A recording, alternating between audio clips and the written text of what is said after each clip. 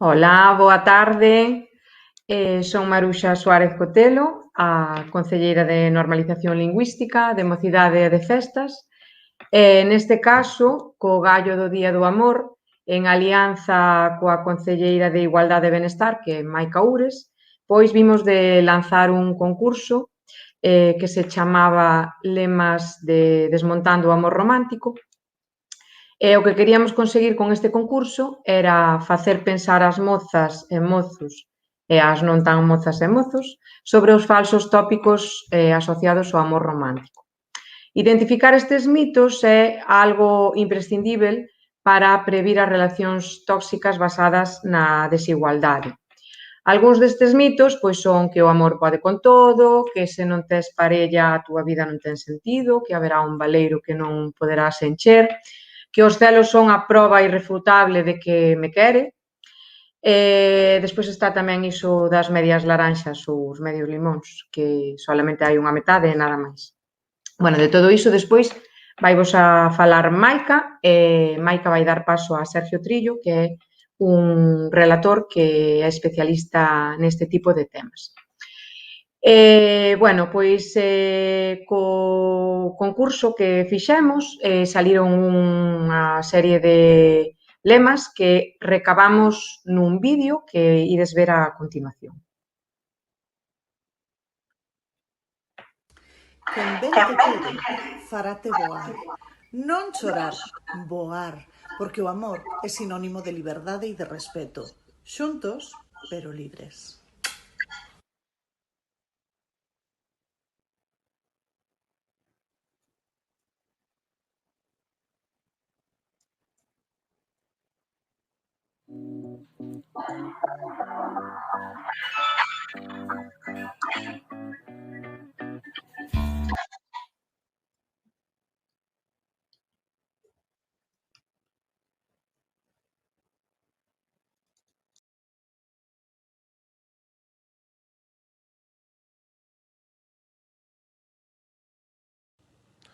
Pois nada, adquiría eu o compromiso de participar nesta campaña en directo, non me podo negar, e aí vai o meu lema. Só na amizade atoparás o amor de verdade.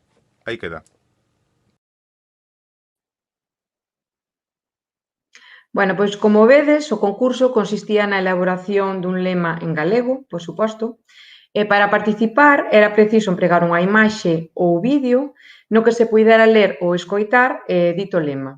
O prazo de presentación era do 2 ao 12 de febreiro e había que etiquetar na conta de Instagram a Carballo Mola e incluir os cancelos Desmontando o Amor Romántico, Igualdade Carballo, Normalización Lingüística Carballo e Día do Amor Carballo.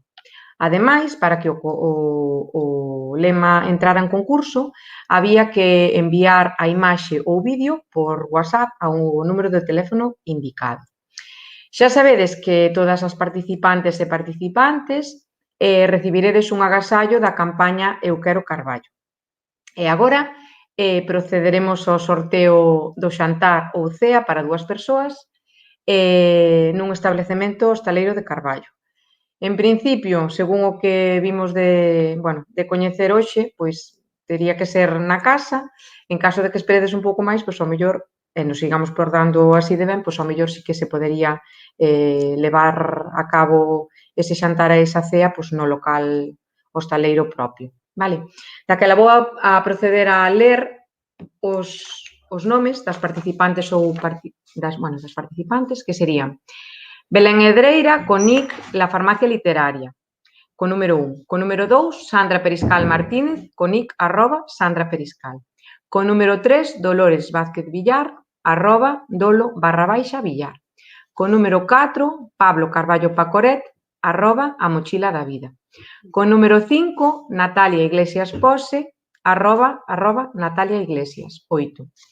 Co 6, Laura Méndez Rodríguez, @Lumevives. Co 7, Cintia González Tizón,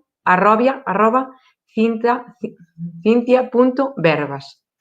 Co 8, Francisco Rodríguez, @Fran Rodríguez. Co 9, Nerea Alejandro e Miguel Abelenda, @N/A/S/3/0. Co número 10, Candy Viña, YDNAC_Candi. Co número 11, Noelia Antelo Varela, @cabezadeallo. Co número 12, Silvia Mouro Martínez, @Silvia Merla Blanca. E co número 13, Sonia Insua Ruibo, @Rañolas. Daquela, agora, eu teño aquí unha caixa que así improvisei, cos números do 1 ao 13, e vounos meter nesta bolsa de negra opaca, de carballo en negro. Ves? Aí vai. O 1, a ver, agora o conto de atopados. O 2,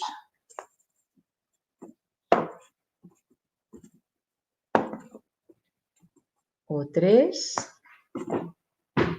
o 4, o 5, o 6,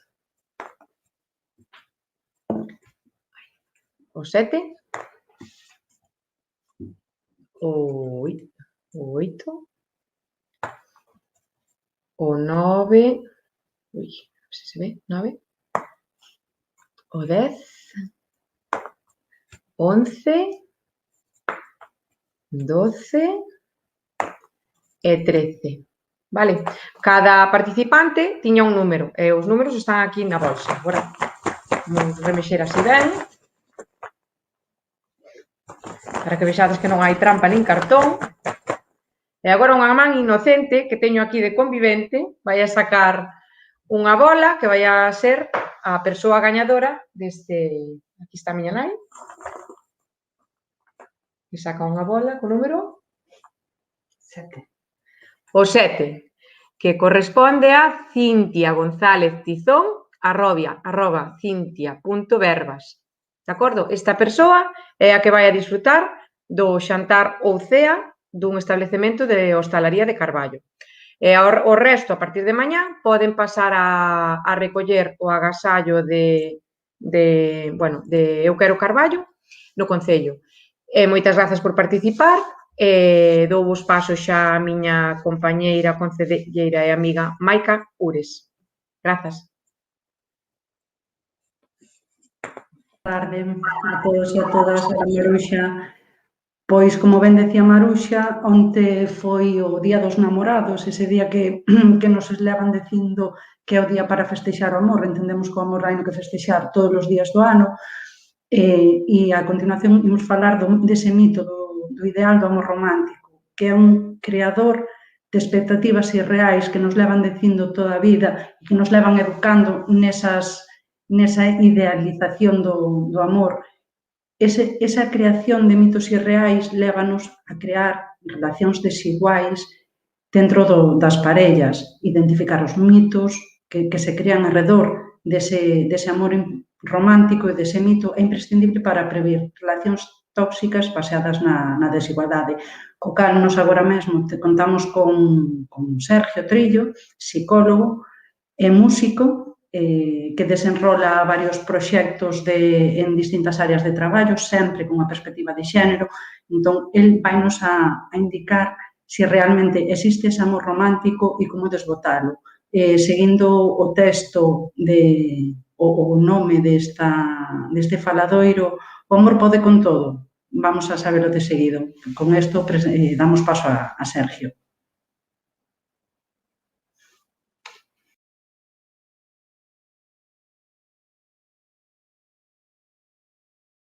Este faladoiro participativo no que imos tratar algúns aspectos interesantes sobre o amor romántico. Antes de nada, quixera agradecer moito ao Concello de Carballo, en especial a Maica e a Maruxa, por decidir sacar este tema do que imos falar, o tema do amor romántico, e sobre todo por elixir un día tan sinalado e por contar comigo para guiar esta pequena ponencia. Tamén agradecer moito a Diego polo seu apoio técnico, que está por aí atrás, facendo que todo isto poida funcionar ben. Moitas gracias. E tamén moitas gracias a todos e a todas vós que me estades vendo vía YouTube, Facebook ou a través da web do Concello de Carballo. A vosa participación vai ser en todo momento moi ben recibida. Non dubidedes en ningún momento en comentar o que vos pareza, se tedes algún tipo de suxerencia, pregunta ou algunha opinión. Vale. Como dicía, como me presentaba Maica, eu son Sergio Trillo, teño 38 anos, e son psicólogo social.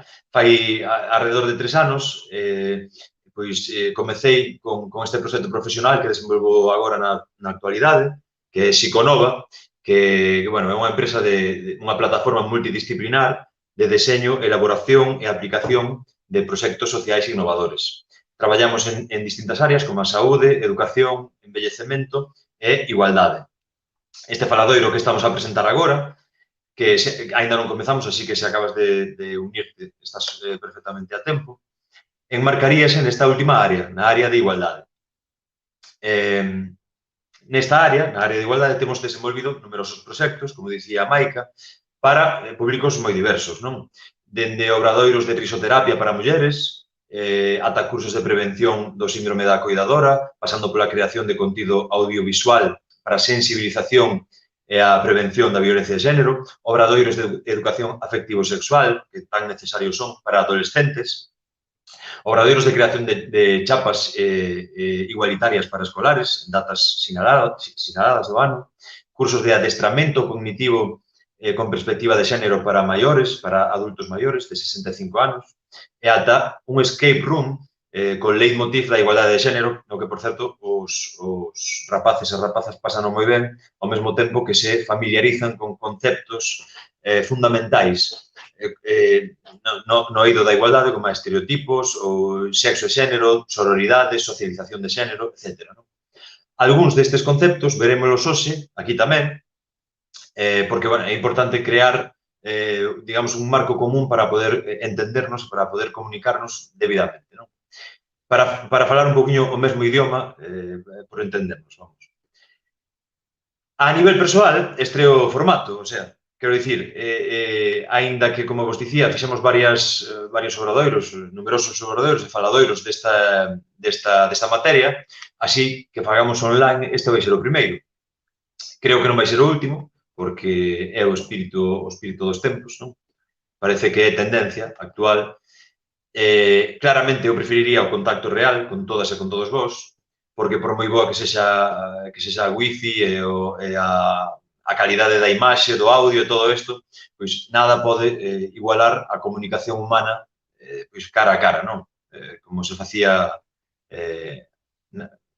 naqueles tempos. Pero, en fin, a realidade manda e hai que facelo así. En calquera caso, a ver se a tecnoloxía se porta ben e levamos este barco a bo porto. Sei que se hai algún problema técnico vai ser culpa miña, porque igual, non sei, calquera cousa pode quedar sin cobertura ou pode pasar calquera historia coa batería ou con o dispositivo, o que sexa, non? Pero no caso de que houbera calquera parón, non vos preocupedes, simplemente reconectamos e aquí non pasou nada, o sea que por eso non vos preocupedes. Como xa sabedes, o eixo central sobre o que xirará este humilde faladoiro vai ser o amor romántico. Imos repetir unhas cantas veces estas palabras ao longo desta tarde, non? Amor romántico. Concretamente, procuraremos analizar e deconstruir os mitos deste ente do amor romántico co fin de aportar o noso grande área para sustituir este modelo relacional por outro menos nocivo, vale? Por outro máis saudable. Imos entender tamén ao longo desta pequena ponencia por que nos referimos ao amor romántico como un modelo pouco saudable. É perigoso en moitos casos, non? Non sei se puideches botarlle un ollo aos contidos que trataremos, pero en calquera caso podo lérvolos rapidamente. Intentaremos que sexa, bueno, que sexa con ritmo, que sexa dinámico, porque, claro, este tipo de conferencias, cando non hai a posibilidade de rebatir e de comunicarse, digamos, verbalmente, pois poden ser un pouquiño áridas, pero intentaremos darlle un toque de humor tamén, se é posible, non? Ben, os puntos a tratar serían os seguintes. O primeiro punto sería a presentación, que dei en titular San Valentín e as graxas saturadas, logo veremos o porqué. O punto número 2 sería o correspondente aos conceptos previos, que dei en titular de bonsais, cromosomas e lúas de mel. O punto número 3 sería o referente a unha contextualización, que sería como un percorrido histórico da evolución do amor romántico desde tempos da antiga Grecia ata os nosos días. Será moi breve. O punto número 4, que sería o referente ao poder, os medios de comunicación e o amor romántico. Que relación pode haber entre poder, medios de comunicación e amor romántico? Tamén o imos ver, non? Máis de un sorprenderase, igual, pero, bueno, pois isto é do que imos falar, non? O punto número 5 sería o correspondente aos mitos do amor romántico, propiamente ditos. Chameille a este punto riscos de medias laranxas e outras froitas, porque en verdade imos falar de 21 mitos do amor romántico. Os máis coñecidos pois poden ser este da media laranxa, por exemplo, pero hai moitos outros, non? Que imos ir desgranando un por un, tamén intentando ver de onde veñen estes mitos, non? De onde veñen estes mitos e que supoñen para a nosa vida, para as nosas relacións afectivas. O punto número 6 sería o correspondente a novos horizontes. Tituleino a revolución non será televisada. Bueno, unha frase moi coñecida. A revolución non será televisada. Por que o titulei así? Imos ver tamén despois. E por último, teremos unha discusión, debate, intercambio de opinións, ou como vos queirades chamarlle. Xa vedes que incluín este punto de discusión, debate, intercambio de opinións, pero non quita que non poidamos comunicarnos durante toda a exposición, non? Porque creo que o bonito, o verdadeiramente rico deste tipo de actividades, pois é que todas e todos pois interactuemos e que intentemos en conxunto construir algo, non? Entre todas e todos, vale? Vale, pois feitas as presentacións pertinentes, podemos pasar directamente ao primeiro punto, que expresaría un pouco a premisa inicial, ou a razón de ser deste faladoiro, non? A razón de ser deste faladoiro. O punto é o que vos falaba antes, o principio de San Valentín e as graxas saturadas. Vexamos. Vos estaredes preguntándovos cal pode ser a relación entre San Valentín e as graxas saturadas, non? Que quere dicirnos o tipo este con esta comparación coas grasas saturadas, non? Será porque se comen moitas porcalladas o 14 de febreiro, bombóns e todo isto? Non, non ten que ver con isto, non? Non sería por isto. O que pretendía con este subtítulo era sinalar unha analoxía, reflexar unha comparativa entre a data de máxima exaltación do amor romántico, como é o 14 de febreiro, o día de San Valentín, ou o día dos namorados, o día do amor, como moitos se chaman, é un dos riscos máis graves para a saúde do noso corazón, que sería o consumo das grasas saturadas, non? Imos pouco a pouco, explícome, vale? Non pensedes que estou mal da cabeza aínda. Imaginade por un momento que existe un día no ano no que sexa algo así como o Día Internacional do Amor, do corazón, vale? Que non hai moito que imaginar porque, en verdade, existe o Día Internacional do Corazón. Hai días internacionais para todo, non? O Día Internacional do Corazón é o día 29 de setembro. Ben, pois imaginade que ese día o celebráramos todos comendo patacas fritas de bolsa, palmeiras de chocolate, bollicaos, fosquitos e todas as trangalladas que conteñen maior número de grasas saturadas, maior cantidade de grasas saturadas, non? Que tan perigosas son para o correcto funcionamento cardiovascular, para o correcto funcionamento do corazón. Vale. Non só isto. Imaginade tamén que houbera toda unha maquinaria mediática económica convencéndonos de que ese día hai que deixarse moitos cartos, moita pasta, neste tipo de produtos, comer neles a reventar, vale? E imaginade tamén que durante o resto do ano houbera publicidade, películas, cancións, todo un conxunto de elementos audiovisuais repetindo unha e outra vez que hai que comer este tipo de produtos a tope, non? Este tipo de produtos con grasas saturadas. Que esta é a alimentación normal e desexable para o noso corazón. Espero que me sigades por agora, non? Xa ides vendo que dentro da analoxía que os propoño, podedes ir imaginando que o Día do Corazón sería o equivalente ao Día de San Valentín, vale? E que todas esas trapalladas cheas de colesterol e de grasas saturadas serían o equivalente ao amor romántico, vale? Esta sería un pouco a analoxía, pero vamos seguir un pouquiño para entenderlo un pouco mellor. Pensemos un momento que pasaría se nesta historia tan delirante que plantexamos a xente abusara dos produtos estes dos que estamos a falar, os produtos con colesterol e grasas saturadas, non? Que pasaría? Que sería o máis probable? Pois o máis probable sería que os infartos dispararíanse un montón. É dicir, que o mal funcionamento do sistema cardiovascular se convertiría nunha normalidade. Vale? Entón, isto é exactamente o que sucede co amor romántico e as relacións de parella. Vale? Bueno, exactamente, é unha analoxía, vale? Se cadra estades pensando que é unha analoxía demasiado exagerada porque case estamos a falar dunha cuestión de vida ou morte. O consumo deste tipo de produtos pode desencadenar unhas consecuencias nefastas para o noso organismo, non? Incluso a morte. Pero eu digo que se cadra a analoxía será máis ou menos afortunada, non? Pero nese sentido, acerta, porque o amor romántico leva asociados de xeito inherentes riscos que ameazan a propia vida, típicamente a vida das mulleres. Como vos dicía, esta comparación se cadra é un pouco liosa porque estamos a falar por un lado do corazón, polo outro do amor, e parece que toda esta terminoloxía tende a confundirse, non? Porque o corazón, digamos que é un dos símbolos máximos do amor romántico, non? Así se chegou a ese acordo cultural ao largo da evolución da cultura, válgame a redundancia, non? Pero podemos probar, entón, con outra analoxía que é menos liosa, menos confusa, vale? Vamos probar coa analoxía do Día Internacional dos Pulmóns, vale? Supoñamos que existe, non sei se existe, o Día Internacional dos Pulmóns. Seguro que como hai días internacionais para todo, igual existe o Día Internacional do Pulmón Dereito e o Día Internacional do Pulmón Esquerdo. Pero, bueno, imaginade que existe o Día Internacional dos Pulmóns, non? Durante este día, a tradición, imaginade, dentro desta delirante historia, novamente, imaginade que a tradición é celebrar ese día fumando 5 cartóns de educados, vale? Esta é a tradición do Día Internacional do Pulmón, vale? Neste exemplo, o Día Internacional dos Pulmóns sería o equivalente a San Valentín, os 5 paquetes de cigarros serían o equivalente ao amor romántico e o cancro de pulmón, o enfisema, e todas esas enfermedades derivadas do consumo de tabaco serían os equivalentes á desigualdade, á violencia de xénero e, eventualmente, ao asesinato. Vale? Ao longo da exposición imos entendelo un poquinho mellor.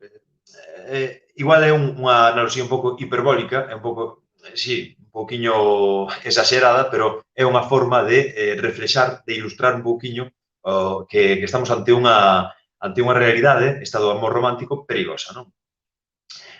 Ante unha irrealidade, mellor dito. Ben, poderíamos seguir establecendo paralelismos, pero penso que máis ou menos xa se entende o que trato de explicar, non? A continuación, imos profundizar un pouquiño máis para tratar de entendelo, e imos ir moi pouquiño a pouco, vale? Ted en conta que explicar todas as raíces antropolóxicas, sociais, psicolóxicas, económicas, culturais, filosóficas, etc., do tema que nos ocupa, sería imposible no tempo que temos e tamén imposible para esta emenda que non controla todas estas ramas de coñecemento, nin moito menos. Pero, bueno, vamos a intentar, do que se trata, é de abrir unha pequena fiestra para que, despois, cada un de vos se sinte interese, pois que abra as portas do coñecemento e que descubra por si mesma, por si mesmo, as realidades nestas áreas de coñecemento, vale? Bueno, dito isto, podemos seguir ao seguinte punto. Xa sabedes que se hai dúbidas ou matices ou calquera historia pola vosa parte, podedes comentalas e vanme sair aquí, a ver se apunto ben, aquí máis ou menos, vale? Podemos comentalas, podemos falalas, se podo axudarvos, pois tamén para iso estou aquí, non? E máis, faime moita ilusión que alguén comente algo, vale? Porque agora mesmo non sei se estou predicando no deserto, se hai alguén aí ou se estamos sós, non? Bueno, dito isto, pasamos ao punto número 2, vale? Sabedes que vou bastante rápido, non? Vou bastante rápido porque o tema é extenso, vale? Así de todo, o dito, podedes cortar en calquera momento, non cortarme, pero si matizar calquera cousiña continuamos despois de resolver as vosas cuestións, vale? De comentar as vosas cuestións. Ben, o punto 2 sería o referente aos conceptos previos. É fundamental, como vos comentaba, crear un marco de traballo común para poder comunicarnos eficazmente, vale? Chameille a este punto, como vos dicía antes, de bonsáis, cromosomas e lúas de mel. Vexamos por qué, vale? Se imos aventurarnos nun tema tan controvertido e tan normalizado, bueno, un matiz aquí sobre o tema este de que é un tema normalizado, non? Ted en conta que o feito de que algo estea normalizado non significa que sexa bo, vale? Exemplos claros na historia, por exemplo, nun momento dado da historia, nos Estados Unidos o normal era ter escravos negros, non? Ou tamén foi normal, na época da Santa Inquisición, pois a tortura e a execución, vale? Foron perfectamente normais, normalizados, estaban normalizados, non por eso son bons. Bueno, o que vos dicía, se imos tratar un tema tan normalizado e tan controvertido como o amor romántico, é preciso que manexemos unha serie de conceptos que son fundamentais, vale?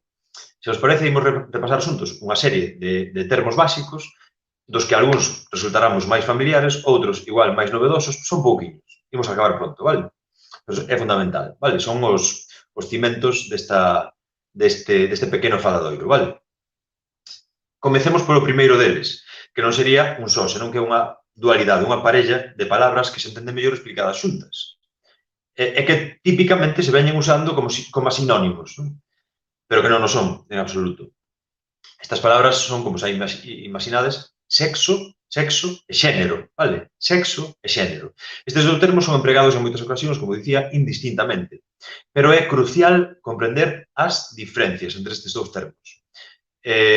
A grandes rasgos, explico todo a grandes rasgos, porque, bueno, como vos comentaba, é un tema moi extenso, se me paro en cada punto, poderíamos estar infinito falando aquí sobre un só tema, poderíamos estar falando 1 hora e media de sexo e xénero, seguro, pero hai que ir un poquinho fluindo e ir ao que nos interesa de hoxe, que non vos olvidedes de que son os mitos do amor romántico, vale? A grandes rasgos, volvendo ao tema do sexo e do xénero, a grandes rasgos sería, o sexo sería unha condición biolóxica, vale? Determinada polos nosos cromosomas. Sería estable no tempo e manifesta, posta de manifesto, nos nosos xenitais, vale? E demais rasgos físicos distintivos. Segundo o sexo, distinguimos entre home e muller, vale? Pola contra, o xénero sería unha construcción social, un constructo social, vale? Algo aprendido, algo que se aprende. Un home aprende a ser masculino ou feminino e unha muller aprende a ser feminina ou masculina, vale? É un constructo social, unha construcción social. É un concepto dinámico, significa dinámico, cando escoitedes que un concepto é dinámico, que certo ente é dinámico, pois significa que cambia a través do tempo, que se move a través do tempo, vale? Que muta a través do tempo, se transforma. E, segundo o xénero, distinguimos típicamente entre masculino e feminino. Ben, como vos dixen, podemos profundizar moito máis, porque isto non é tan simple, non? Poderíamos falar incluso de identidade de xénero, expresión de xénero, orientación sexual, etc. Pero o tempo apremia. Así que pasamos ao vindeiro concepto, que sería o concepto de tede claro sobre sexo e xénero que non son o mismo, que sexo é unha condición biolóxica, cromosómica, e xénero é unha condición social, un constructo social, vale? Pasamos ao próximo concepto, que, como vos dicía, son os estereotipos, vale? Estereotipos. Se dicimos que o xénero é un constructo social, tamén dicimos que o xénero apréndese. Unha persoa aprende a ser masculina ou feminina, vale? Apréndese. É dicir, o noso entorno móstranos o que é ser masculino e o que é ser feminino. O tempo que nos indica, de paso, dito sea de paso, o tempo que nos indica que o correcto, neste momento no que nos estamos a vivir agora, que o correcto é ser masculino se temos pene e ser feminino se temos vaxina, vale? De que xeito nos é inculcado isto? De que xeito se nos inculca este pensamento, esta forma de vida, case, non? Pois inculcasenos a través dos estereotipos. E que son os estereotipos? Atención. Despois poñemos exemplos, pero para definir estereotipos, poderíamos definirlos como percepcións ultra simplificadas sobre un grupo de persoas que comparten certas características e que buscan racionalizar certas conductas en relación a determinada categoría social. En nós, é dicir, son crenzas exageradas e xeralizadas sobre grupos de persoas que comparten algunhas características e que usamos para xustificar, nós usamos os estereotipos para xustificar os nosos comportamentos con esas persoas. Son prexuizos, vale? Que meten no mesmo saco a moita xente que en verdade pode compartir algunha característica, pero que en realidade non nos ofrece información concisa sobre ninguén, os estereotipos, vale? Exemplo, teño unha empresa de transportes e son reticente a contratar a mulleres debido a ese estereotipo de que as mulleres conducen mal. Muller ao volante, perigo constante. Moitos estereotipos teñen na lingua, digamos, póñense de manifesto con expresións. Hai un montón. Imos ver algúns despois tamén, non?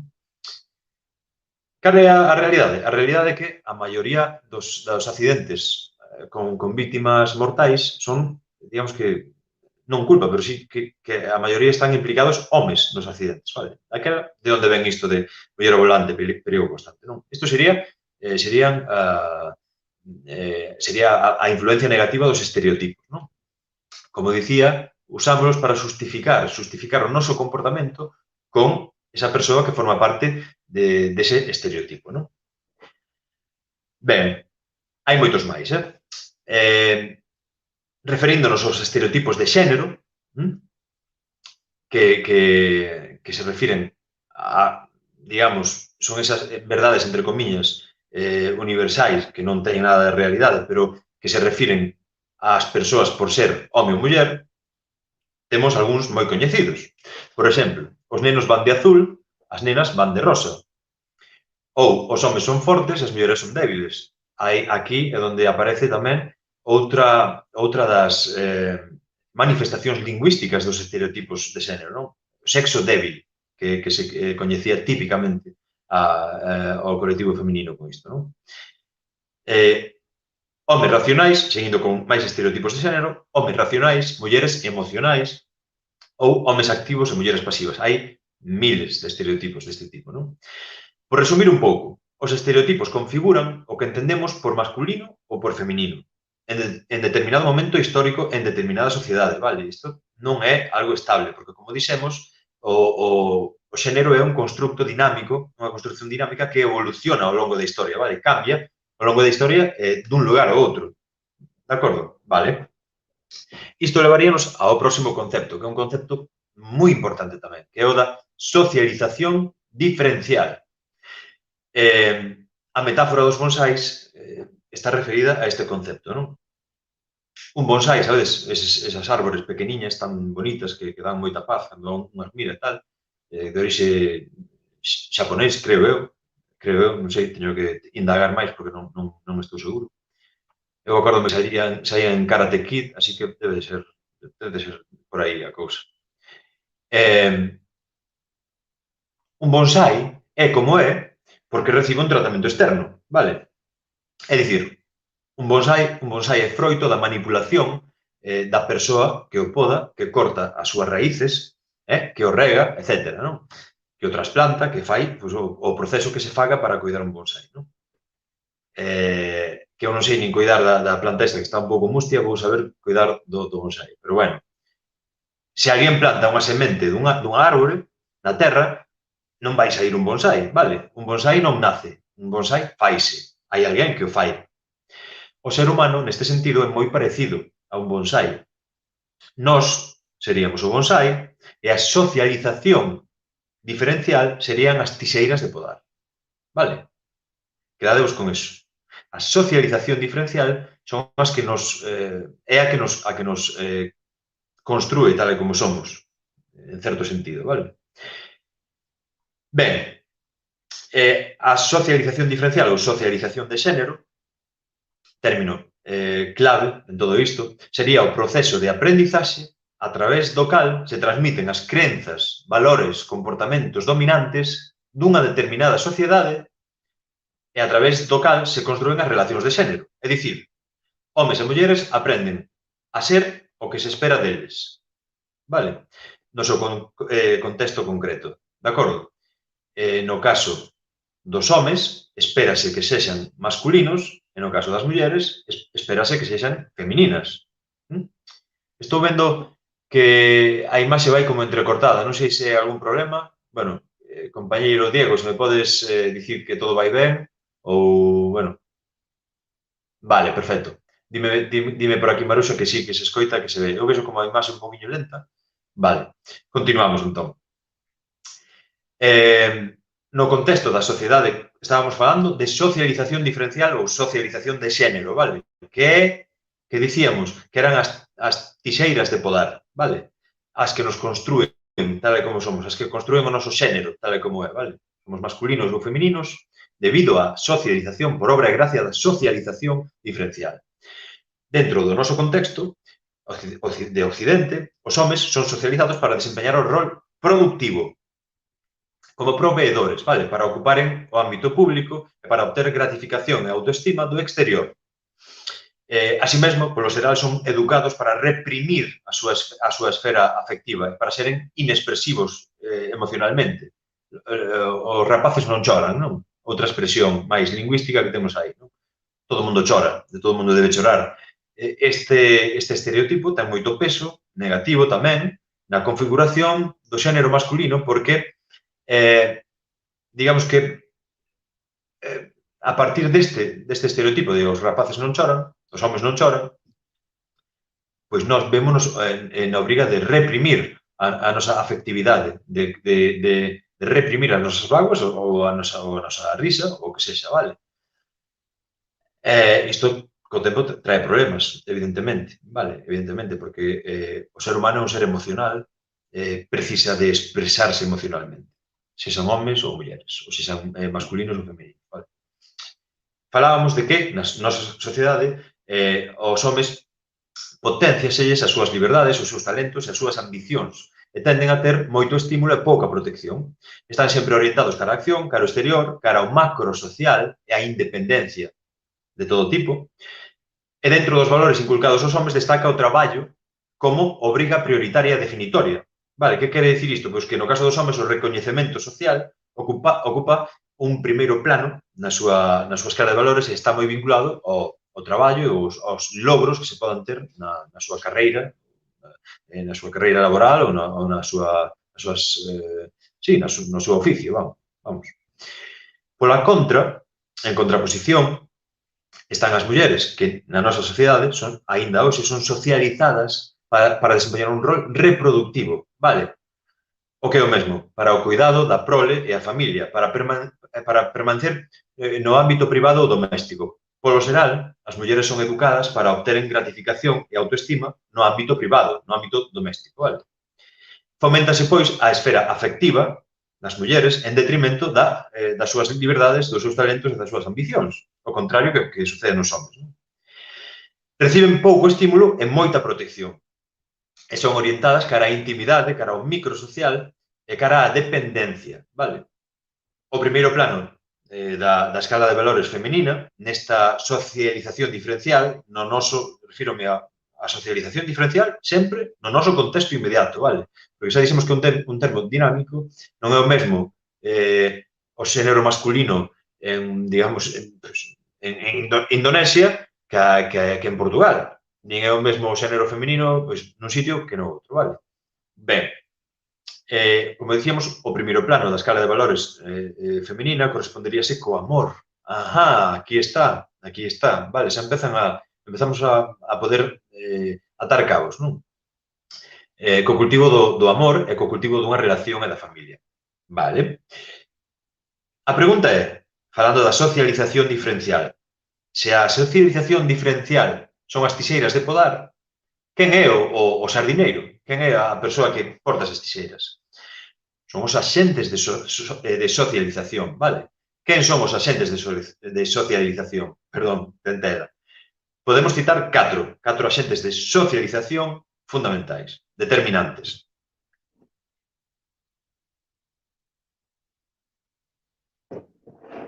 Un deles sería o núcleo familiar, a nosa familia, vale?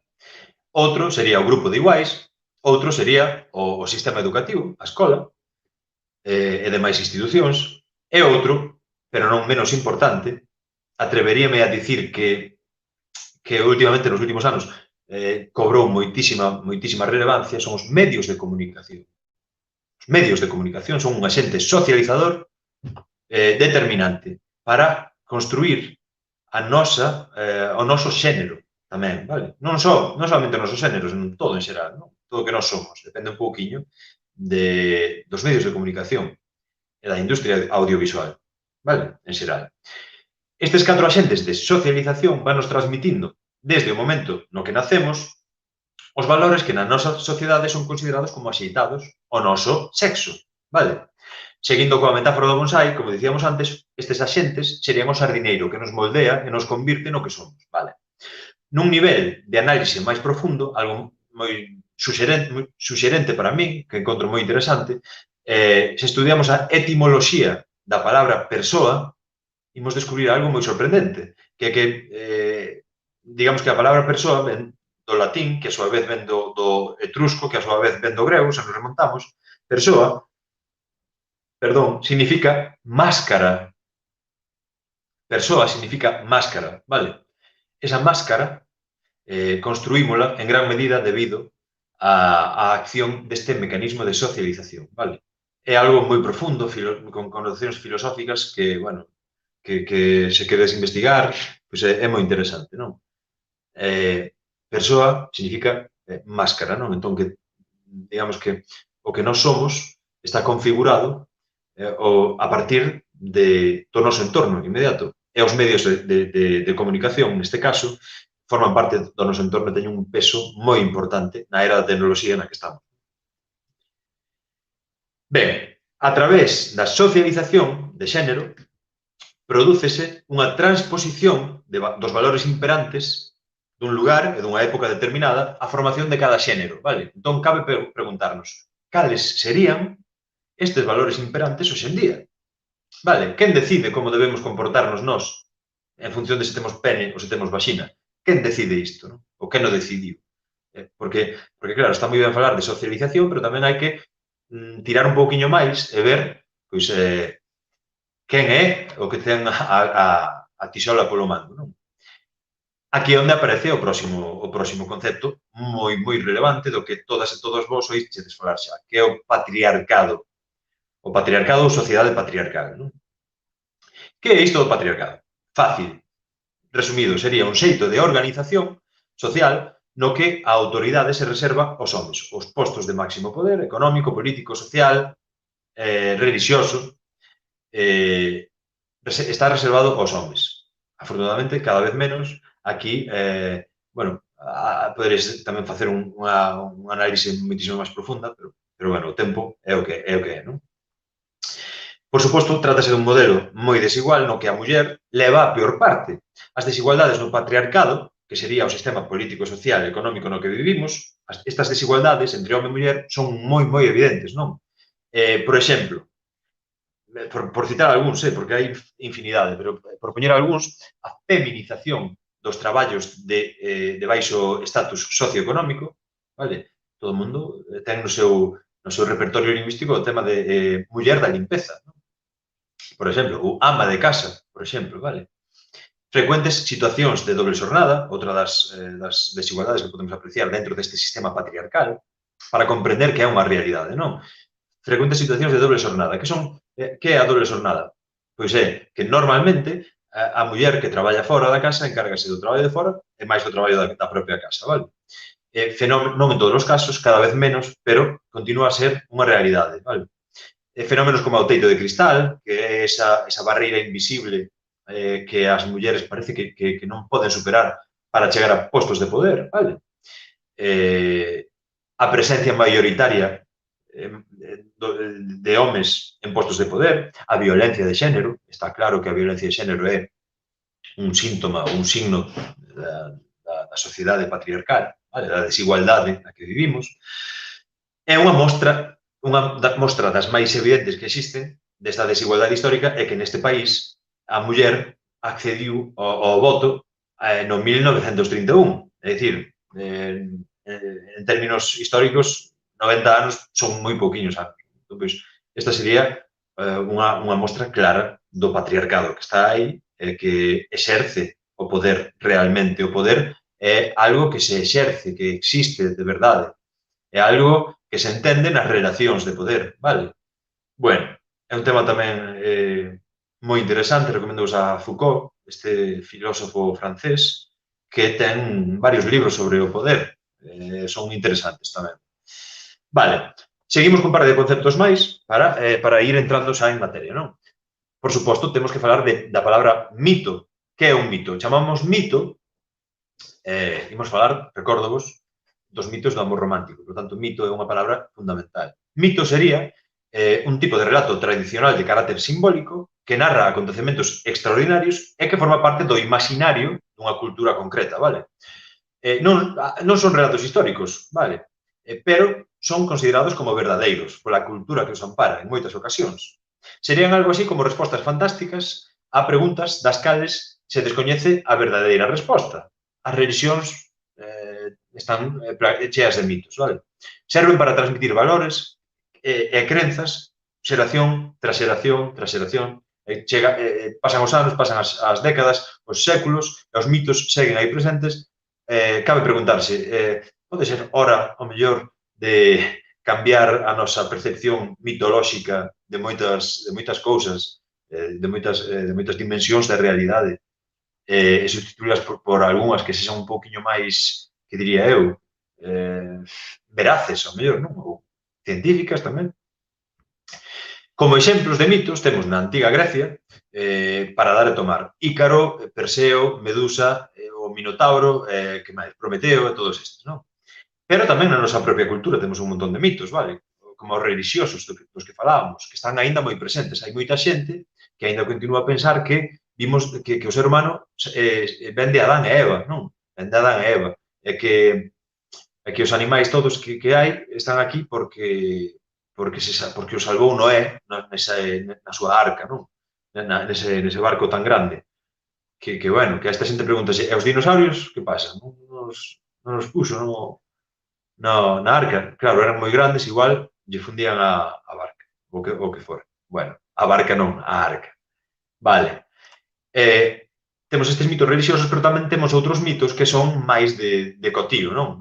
Mitos de entre semana, non? Mitos de entre semana que temos e que siguen moi vixentes entre moitas, non? Por exemplo, que o frío causa resfriado, é un mito, porque todo o mundo, hoxe en día, a ciencia sabe que o resfriado non é causado polo frío, é causado por un virus. Pode que o frío reseque un pouco as mucosas e que os virus tendan a entrar máis no noso organismo, tal, pero é un mito.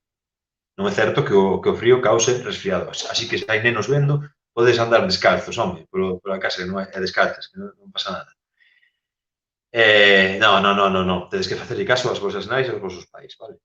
Porque pode haber tamén cousas no chan e podes pincharvos no chan, o sea, clavar algo na planta do pé e non. Pero, bueno, continuamos. Mitos de entre semana, non? Que serían, por exemplo, outro máis que teño aquí, que as uñas e o pelo seguen medrando unha vez mortos. Unha vez falecemos, está o mito de que, sí, seguen medrando. Non. Os texidos vanse deshidratando, entón parece que as uñas e o pelo medran, pero en verdade é porque quedan ao descoberto o que tiñamos, digamos, enterrado dentro da nosa carne, non? Da nosa pele. Que só empregamos un 10% do noso cerebro, que se temos frío que o mellor que hai é tomar un chupito. Bueno, montóns de mitos que están infiltrados no noso día a día, pero que son falsos, non son reais, vale? Non son certos. Con respecto ao amor romántico, que é o tema que nos ocupa, os mitos serían unha especie de ideas que mostran como verdades, entre comiñas, compartidas e perpetúan os roles desiguais e as asimetrías de poder entre rapaces e rapazas, vale? E que se asumen típicamente nas relacións desde os primeiros momentos en que hai unha relación, non? Vale, digamos que, para resumir un pouquiño, digamos que un mito sería un conxunto de ideas ou símbolos que constitúen relatos dramáticos que adquiren estatus de verdade social e de prescripción de comportamento, é dicir, indícanos un pouco que camiño seguir estes mitos, como comportarnos, prescriben o noso comportamento, pero que no fondo son distorsións e mecanismos de ocultación de intereses e relacións de poder, en moitas ocasións, vale? Se non pensemos un momento, volvendo aos mitos religiosos, vale? Pensemos no poder que pode ter un mito, non? Pensad en Europa. Como se articula Europa desde fai séculos? Articúlase en torno a un mito, que é que os restos dun apóstolo, do apóstolo Santiago, están enterrados en Santiago de Compostela, na catedral. Este é un mito tamén, non? E toda Europa articúlase en torno a estes camiños, que por salindo dun punto de outro, vale? Que quero dicir con isto? Pois que os mitos son moi poderosos e a pesar de non ser veraces, non ser reais, non ser verdade, vale? Ben, vamos co último concepto, vale? Co último concepto que, por suposto, é o máis importante, deixeino para o final, é o concepto do amor romántico. Amor romántico. Que é o amor romántico? Vamos falar claro xa, vale? O amor romántico é unha construcción sociocultural dinámica, tamén, acordadevos, dinámica, cambia a través do tempo e a través da xeografía, dun modelo idealizado. Que significa idealizado? Pois que reflexa un modelo utópico, un modelo irreal de relación, é prescriptivo das relacións amorosas, o sea, dignos como teñen que ser as relacións amorosas. Este modelo de amor romántico instigaría vínculos heterosexuais dentro deste patriarcado do que falamos e basearíase nunha mitoloxía sobre o amor, estes mitos do amor romántico, e en estereotipos de xénero que poden propiciar disparidades, incluso justificar o dominio e a violencia. Vale. O amor romántico representa un amor ideal, unha utopía vendida e difundida polos medios de comunicación e que ten unha estrutura máis ou menos estable, non? O amor romántico, as relacións de amor romántico teñen unha estrutura típicamente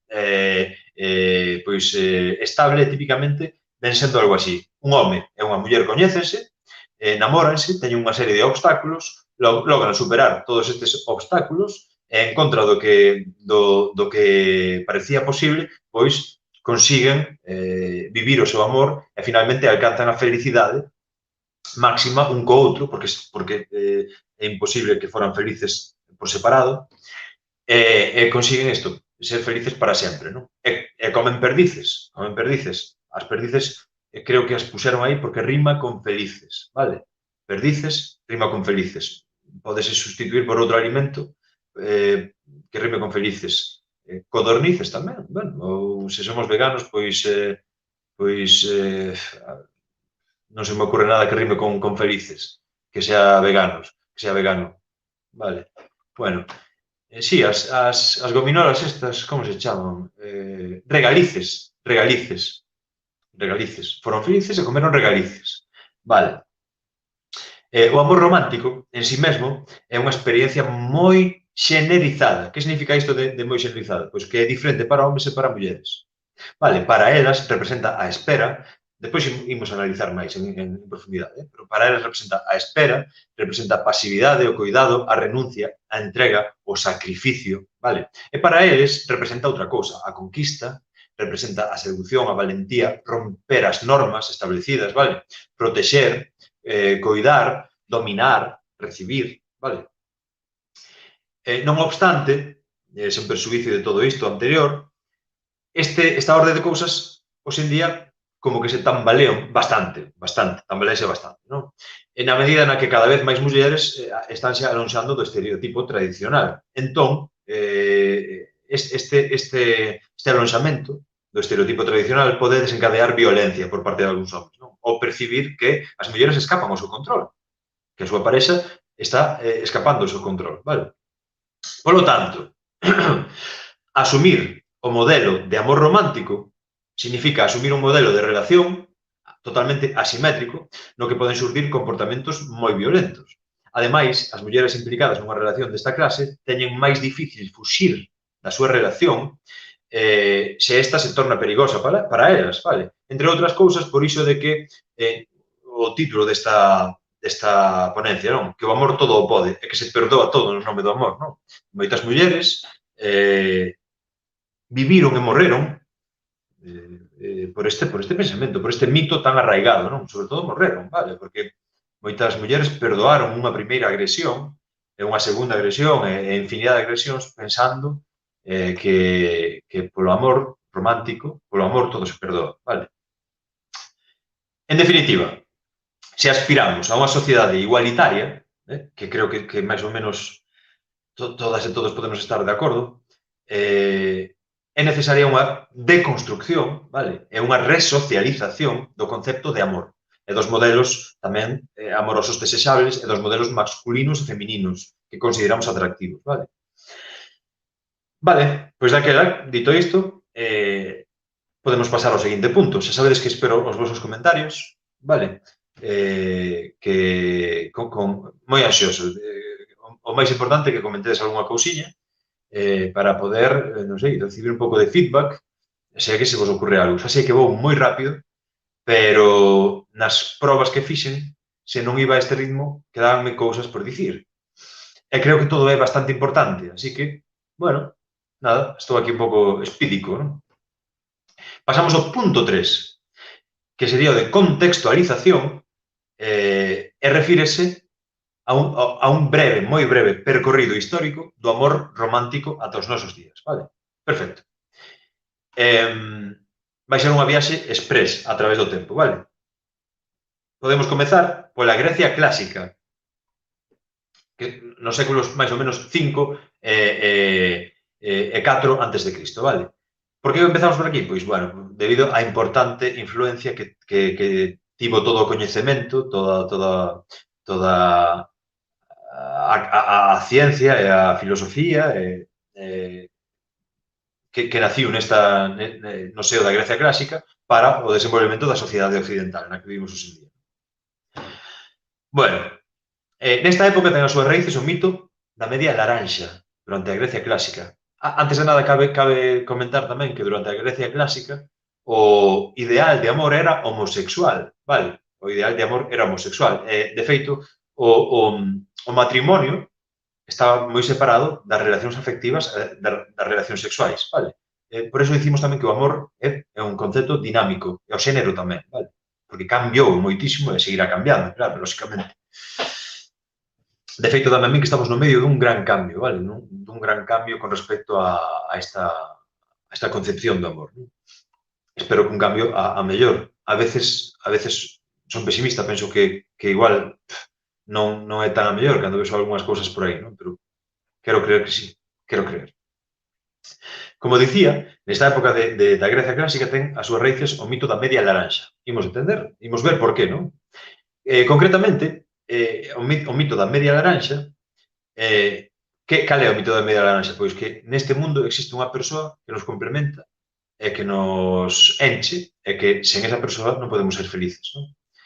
Vale, concretamente, este mito ten a súa orixe no mito de Aristófanes, que sae no Banquete de Platón, vale? Nunha obra que se chama O Banquete, que é un dos filósofos máis grandes de todos os tempos, que nos caíu en selectividade a moitos, non?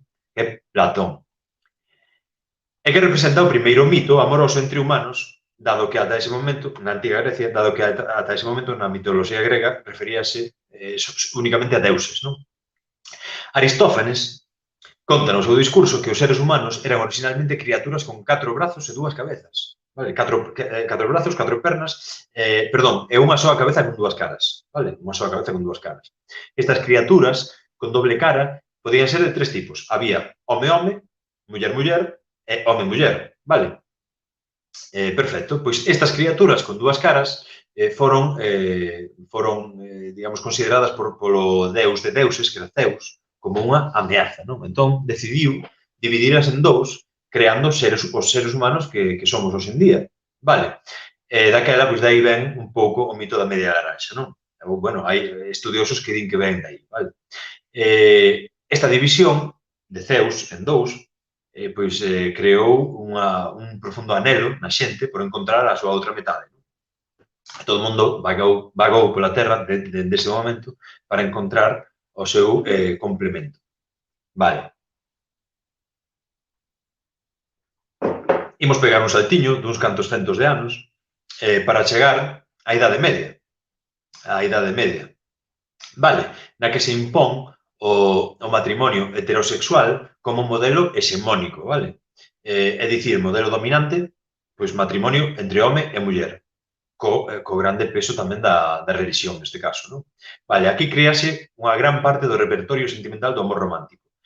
A principal consolidación romántica, da mitoloxía romántica, chega da man do cristianismo, coa intención de legitimizar a parella heterosexual monógama e fiel, claro. Esta concepción de relacións de parella están moi relacionadas con algúns dos mitos que imos ver despois, vale? Como, por exemplo, o do emparexamento, o da exclusividade, o da fidelidade, o dos celos. Hai un montón de mitos, vale? Que imos ir un por un, xa vos dixen, 21 mitos.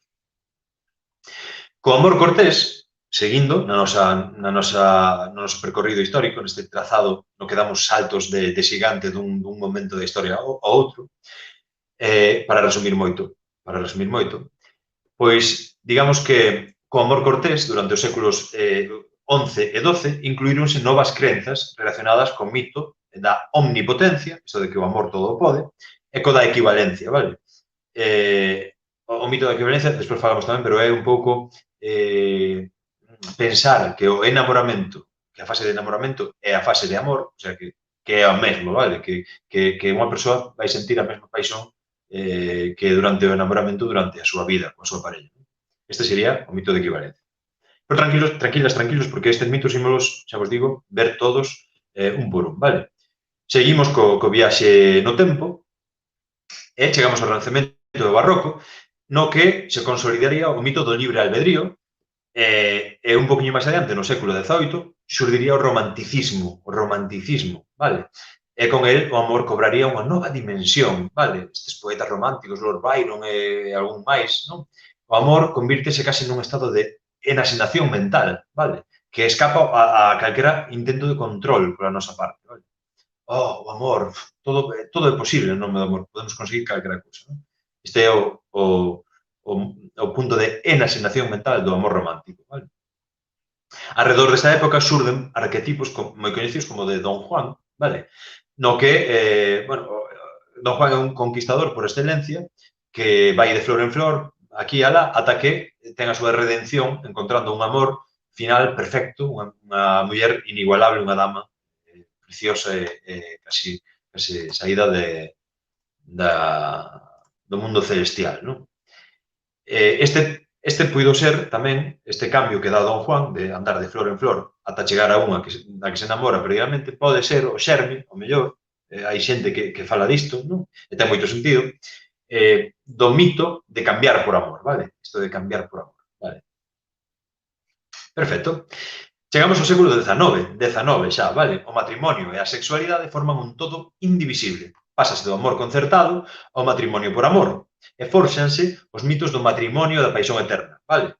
Perfecto. Cabe comentar que este proceso de legitimización do matrimonio a través do amor romántico, por unha parte, foi positivo para a muller, porque se acabou co matrimonio concertado. É dicir, ata ese momento, como pasa en outras partes do mundo, as mulleres, desde idades moi tempranas, pois, digamos que concertaban o seu matrimonio con xente pola que non sentían nada, que nin siquiera coñecían. Daquela, neste punto, o amor romántico, o matrimonio, a través deste amor romántico, pois, puido ser positivo porque se superou o matrimonio por conveniencia. Agora ben, pasouse a un punto no que a muller foi relegada ao ámbito doméstico. É dicir, foi cárcere e ao mesmo tempo refuxio porque se superou neste século XIX o matrimonio concertado por conveniencia, pero pasouse a un matrimonio no que a muller ocupaba o ámbito exclusivamente doméstico, vale? Como dicíamos ao principio deste punto, seguindo, esta sería só unha aproximación moi xeral, vale? Estamos rematando con este achegamento histórico, moi hiper mega resumido, vale? Porque xa entenderedes que é moi complicado cuantificar e analizar cada parte da historia. Sería unha tarefa titánica que non poderíamos abordar. Por iso temos que resumir.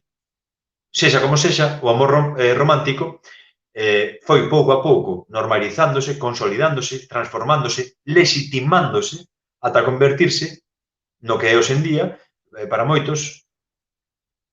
Mira, teño un comentario. No, no. José, a ver, está claro que non, está claro que non. Ves un comentario que se me considero romántico e hasta me gusta exercer o día de San Valentín, ¿pódome considerar un enfermo? No, en absoluto.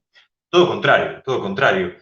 Estás dando unha resposta perfectamente adaptativa, perfectamente esperable o sistema no que estás vivindo, no que estamos vivindo. Todos o celebramos en algún momento.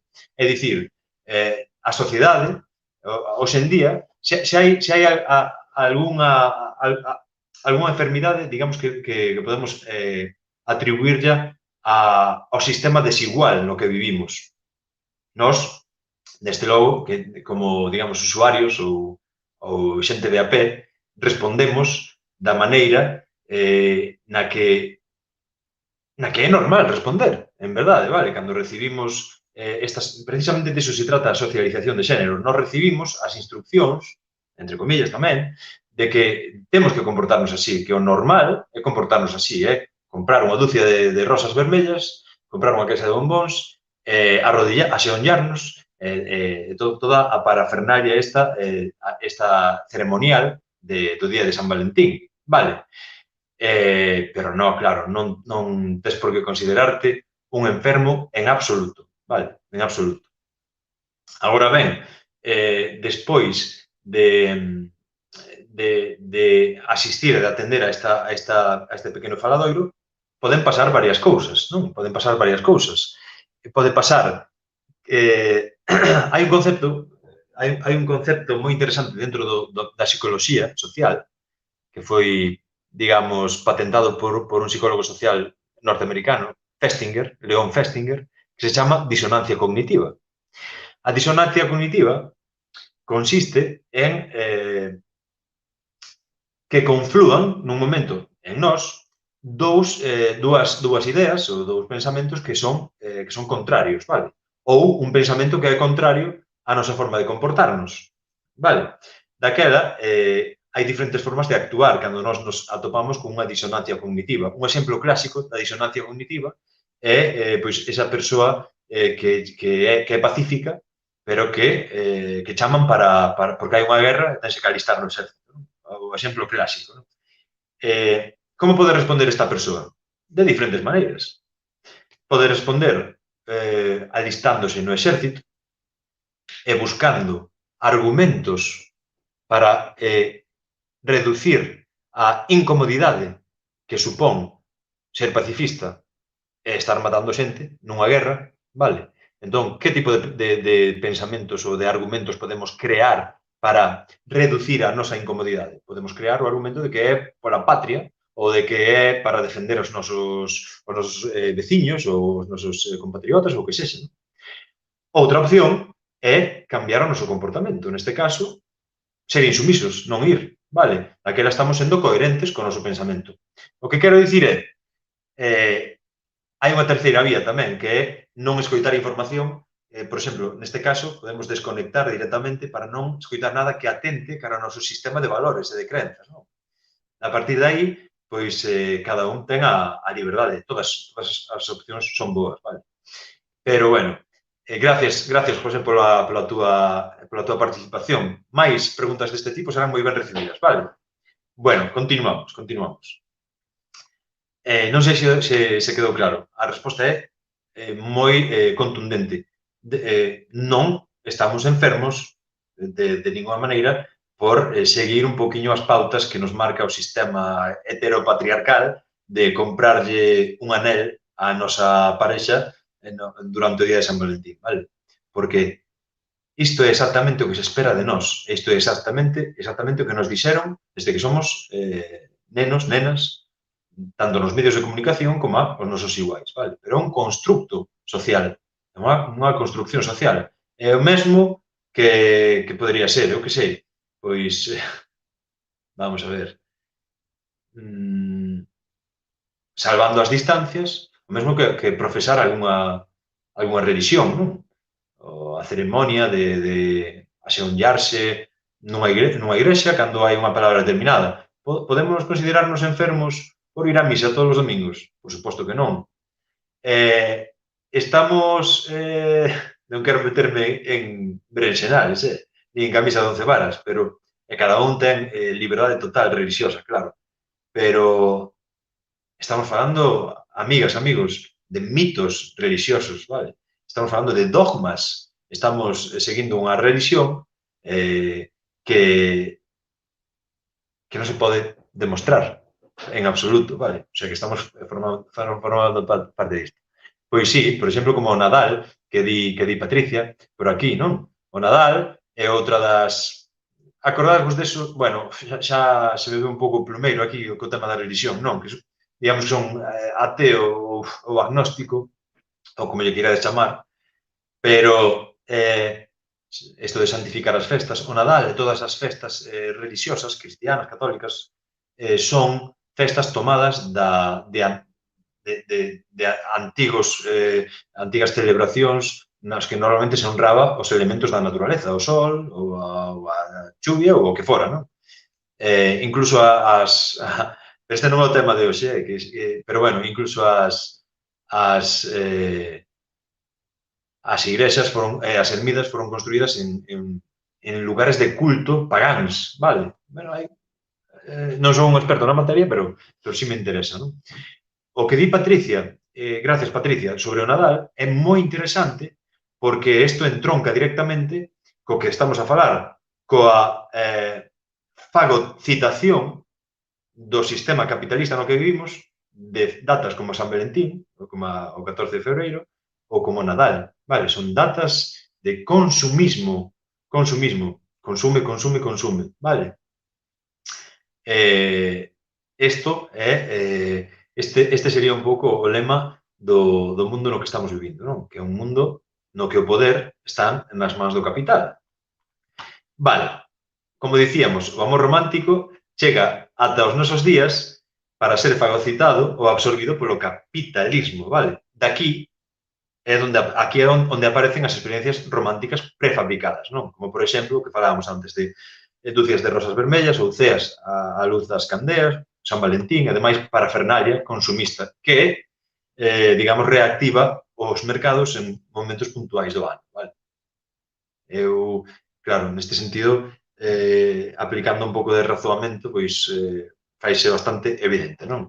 Por lo tanto, con isto, podemos pasar ao vindeiro punto, que é aínda máis polémico. Eu non quería ser polémico hoxe.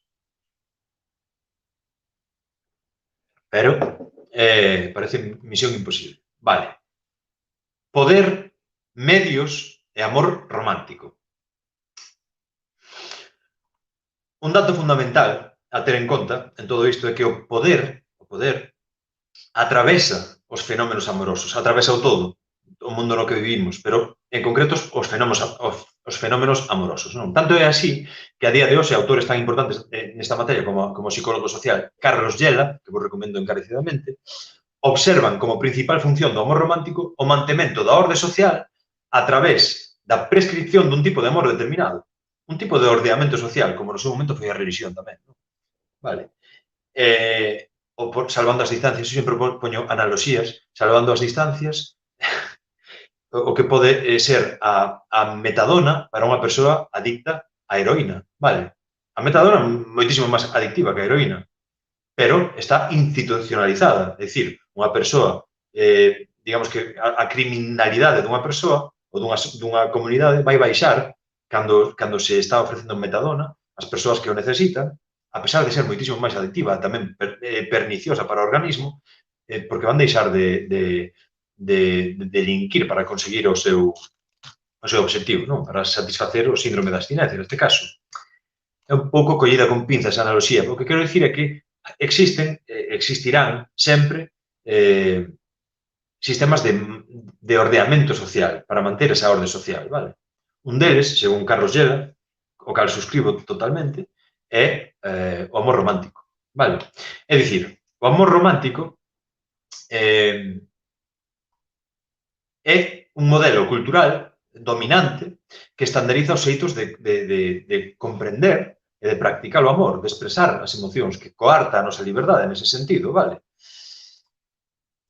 O modelo heterohexemónico, heterohexemónico, ten tela a palabra, imperante, na actualidade tamén chamado patriarcado, estende a súa influencia sobre as diferentes dimensións das nosas vidas e as relacións de parella conforman unha desas dimensións, non?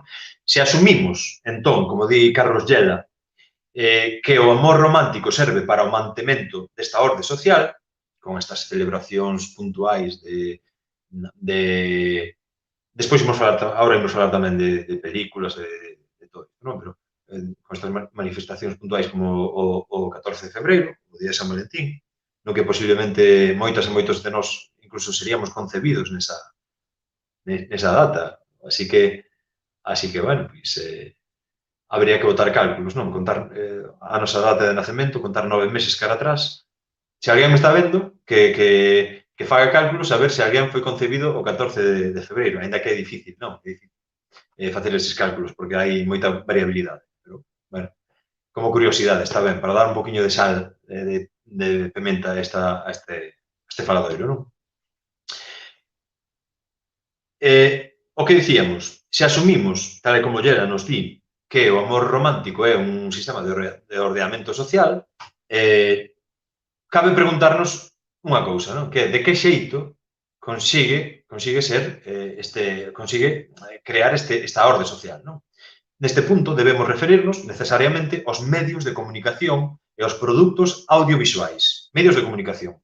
E aquí lanzo unha pregunta, vale? Unha pregunta retórica, porque o tempo apremia, xa dixemos. A pregunta é a seguinte: por que en pleno inverno a rapazada vai con pantalóns por encima, a rapazada e non tan rapazada, por encima dos nocellos, vale? Sen calcetíns. Pode chover, pode nevar, pode facer frío, pode pedrazar, pode pasar o que sexa. Por que? Por que se impuxo esta tendencia de ir cos pantalóns por encima dos tobillos no inverno, sen calcetíns? Por comodidade? Por estética? Estética, por favor.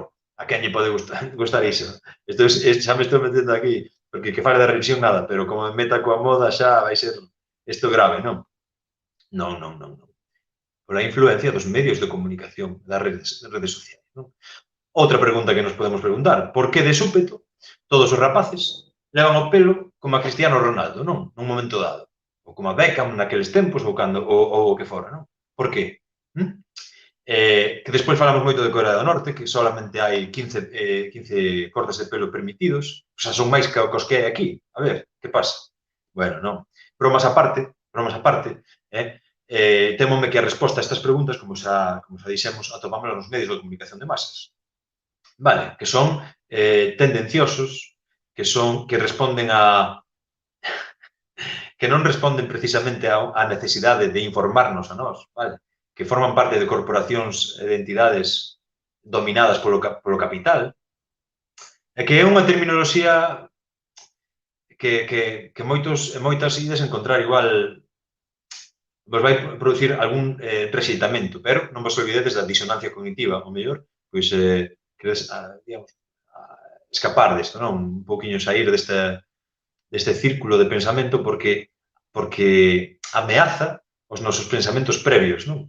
Bueno, pero aquí estamos nós para seguir falando un poquinho máis. Veña. Vale. O relato audiovisual crea e recrea referentes sobre o amor romántico e os estereotipos de xénero. O relato audiovisual, vale? As películas, a música, vale? E isto normaliza e modula os relatos persoais.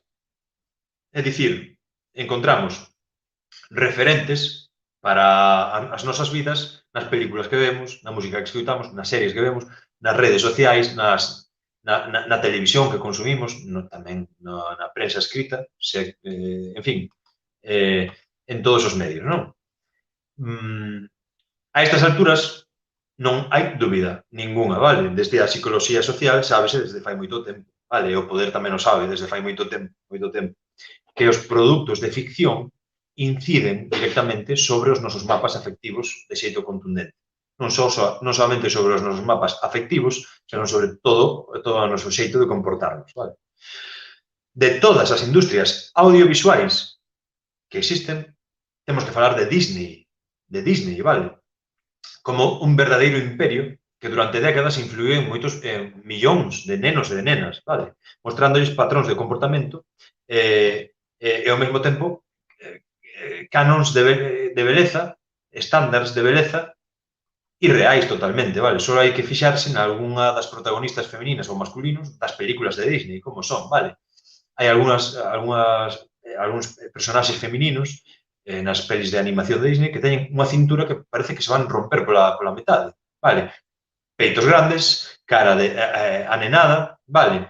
Pernas longas, todos estes, digamos, estereotipos, todos estes atributos de beleza que forman parte deste canon inalcanzable, vale? Que xera moita frustración, por outra parte, tamén está a dicir, non sobra dicilo.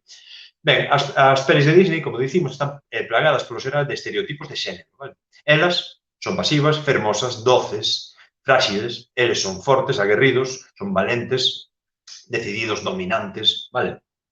De libro. A cousa está cambiando un pouco, tamén en Disney, pero bueno, imos falar tamén de algún cambio positivo. En canto ás relacións de parella, Disney replica prácticamente en todas as súas películas o modelo relacional do amor romántico, ensinándoles a rapazas e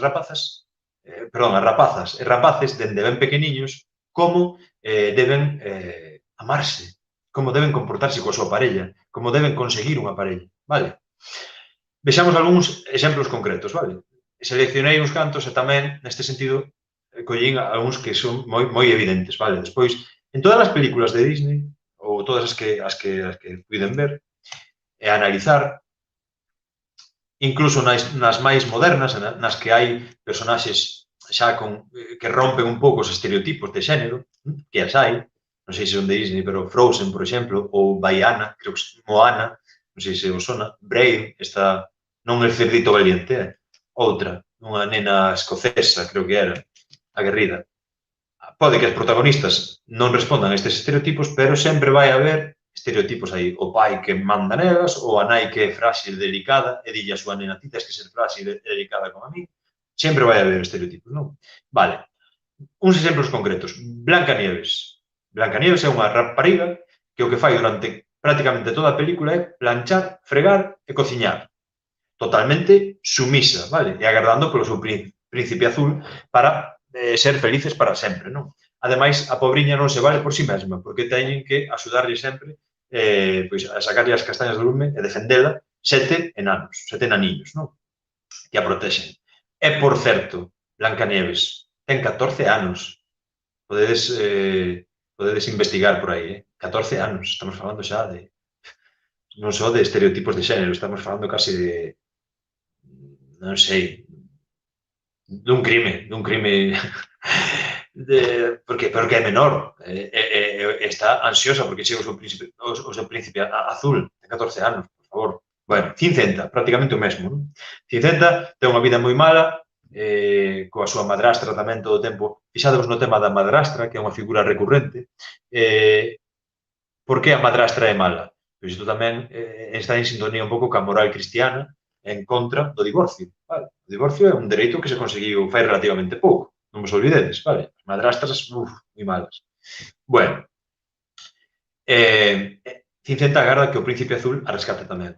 Ou a Sirenita, que o deixa todo a súa vida inteira que tiña, onde? Debajo del mar. Estaba aí a súa vida e deixa para sair e marchar co seu querido. Non?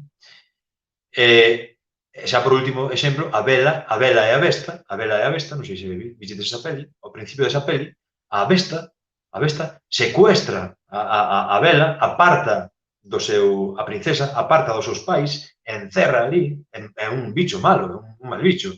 Cal é o mensaxe que se transmite nesta película? Está claro, o mensaxe que se transmite, que moitas nenas e moitos nenos viron na súa infancia, era que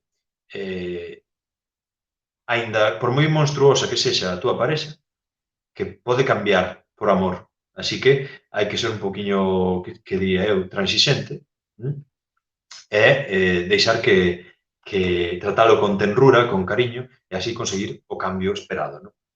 Como vemos cada ano, nas máis de 60, 70 mortes de asasinatos na violencia machista, vemos que estes cambios non chegan, non existe tal cambio, vale? Non é posible este cambio por amor do que se nos fala, vale?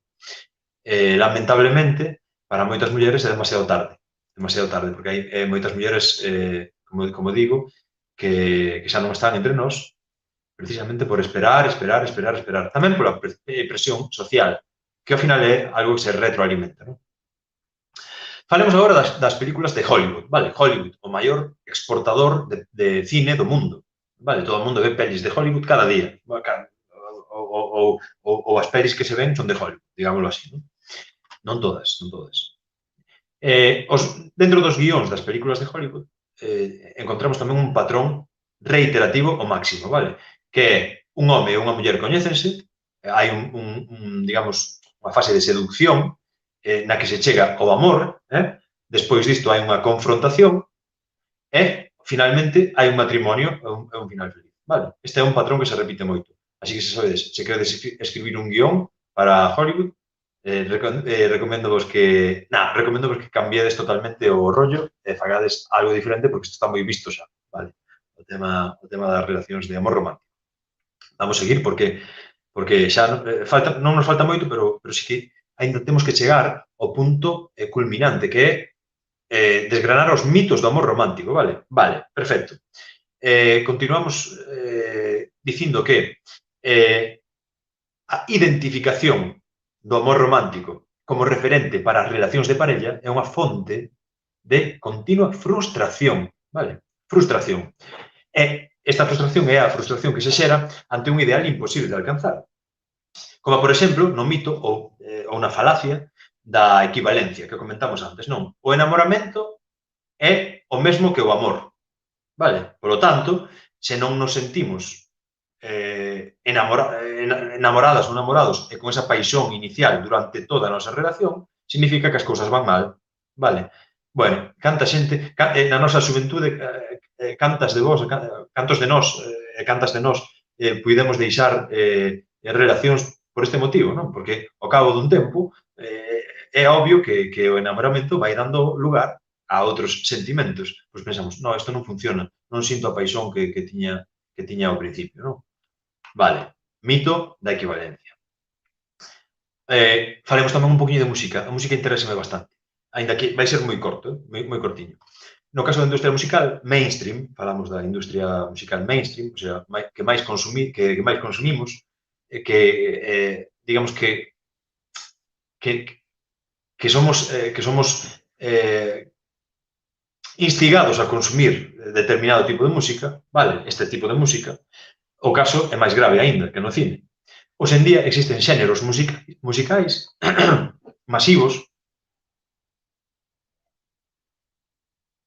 que no mellor dos casos teñen un discurso materialista, superficial e estereotipado. E no peor dos casos incluso chegan a facer apoloxía dos malos tratos. Vale? Referímonos a xéneros como o reggaetón, que establecen referentes moi nocivos para a rapazada.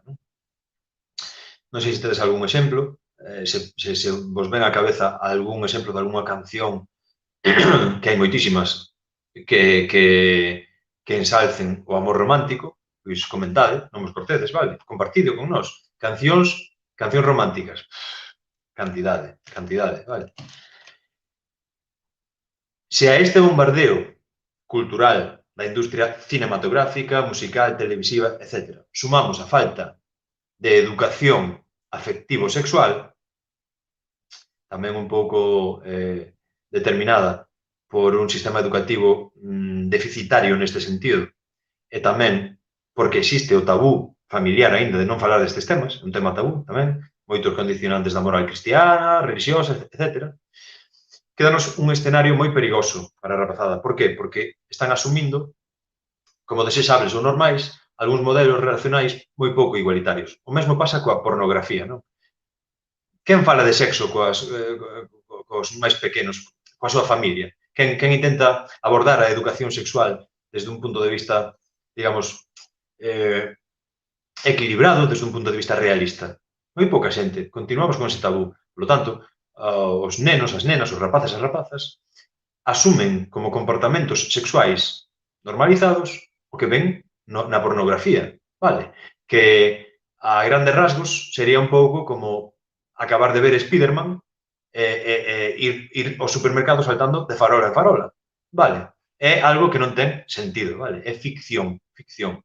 Todo, calquera parecido entre a pornografía e unha relación sexual normal, non normal, perdón, estou caendo na miña propia trampa, pero, digamos, calquera parecido entre a pornografía, entre a industria pornográfica, que, por certo, está feita por e para homes, dominada tamén polo patriarcado, existen estereotipos femininos terribles de sumisión tamén, pero, bueno, isto xa é para outro faladoiro, pois o que dicíamos, non? Que esta influencia desta pornografía estános levando a un punto no que intentamos reproducir estes comportamentos sexuais cando, en verdade, non teñen nada que ver con unha sexualidade sana.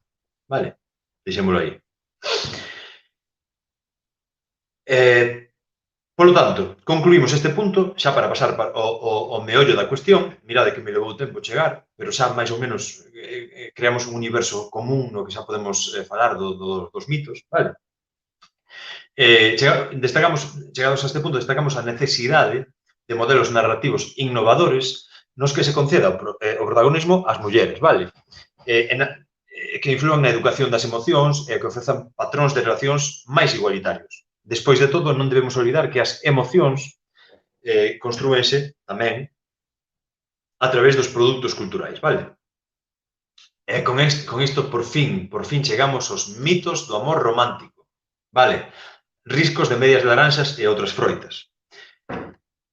Ben, cada un de vós nas vosas casas sentirase igual identificado con algún destes mitos, vale? Raramente sería que non vos virades afectados por algún destes mitos do amor romántico nas vosas vidas, vale? Pero, bueno, sempre podedes comentar se, mira, isto pasou a min, ou, pero ti que dis, isto non pasa, isto que estás contando é extraterrestre, non é real.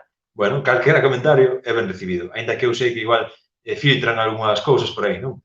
Bueno, antes de comezar, só sinalar que existen distintas clasificacións dos mitos do amor romántico. Eu decanteime por unha clasificación, digamos, moi sinxela, na que simplemente vou ir listando 21 mitos do amor romántico, explicándoos brevemente, vale? E desta maneira, pois, o repaso vai ser un poquinho máis levadeiro, creo eu, máis ameno, que se fixéramos clasificacións máis complicadas, non? Vale, comezamos polo que xa falamos antes, por un clásico que é o mito da media laranxa, vale? Este mito basease na crenza da predestinación da parella como única elección posible.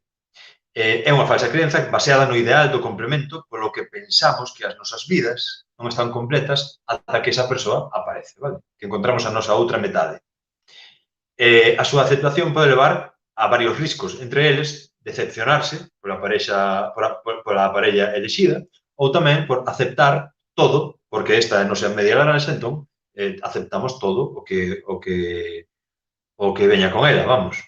Vale, como falábamos antes, está derivada do mito amoroso de Aristófanes, do banquete de Platón, E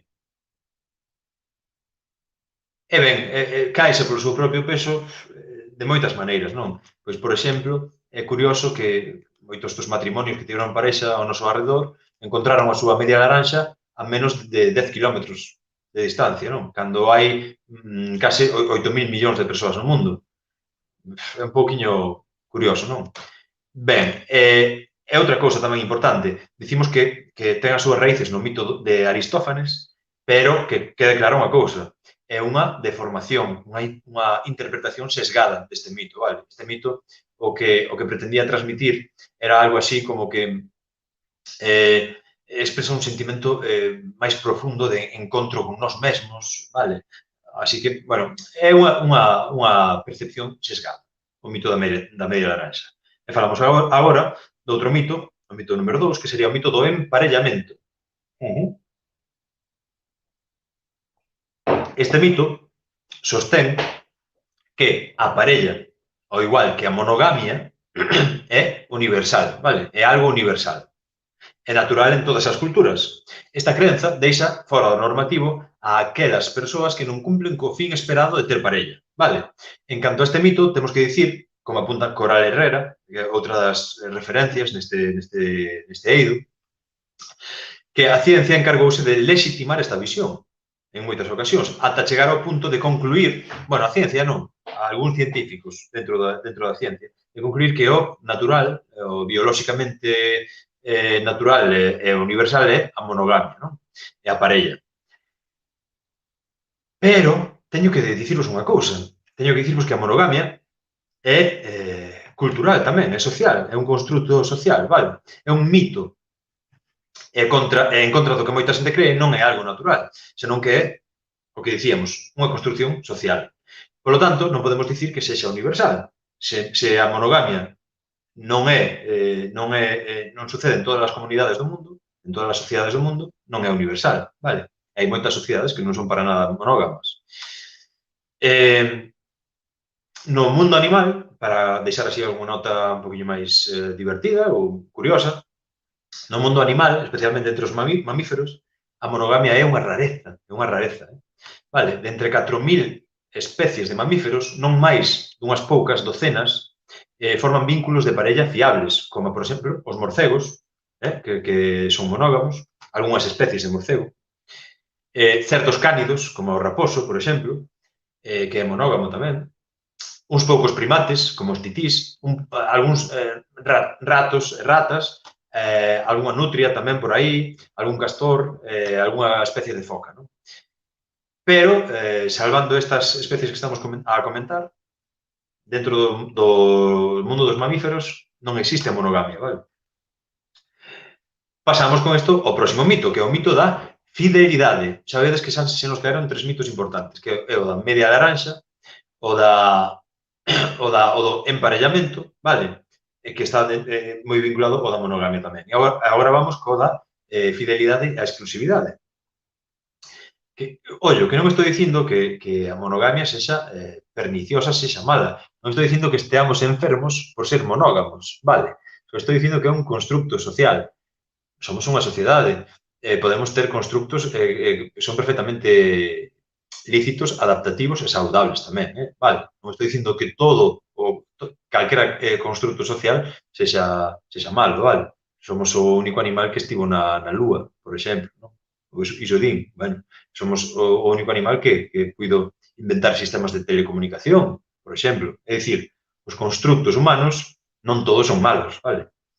E a monogamia non ten por que ser mala en si mesma, vale? Estamos falando de que non é mala, pero non é biolóxica. Simplemente iso. O mito da fidelidade e da exclusividade, que está baseado na imposibilidade de enamorarse de dúas persoas ao mesmo tempo. Menos para o Cigala, que tiña unha canción que era como se pueden querer dos mujeres a la vez e non estar loco, non? Bueno, a parte do Cigala, que tamén é outra especie animal curiosa, temos aquí o mito da fidelidade e a exclusividade. Bromas a parte. Pero este mito ten lecturas diferentes segundo o xénero.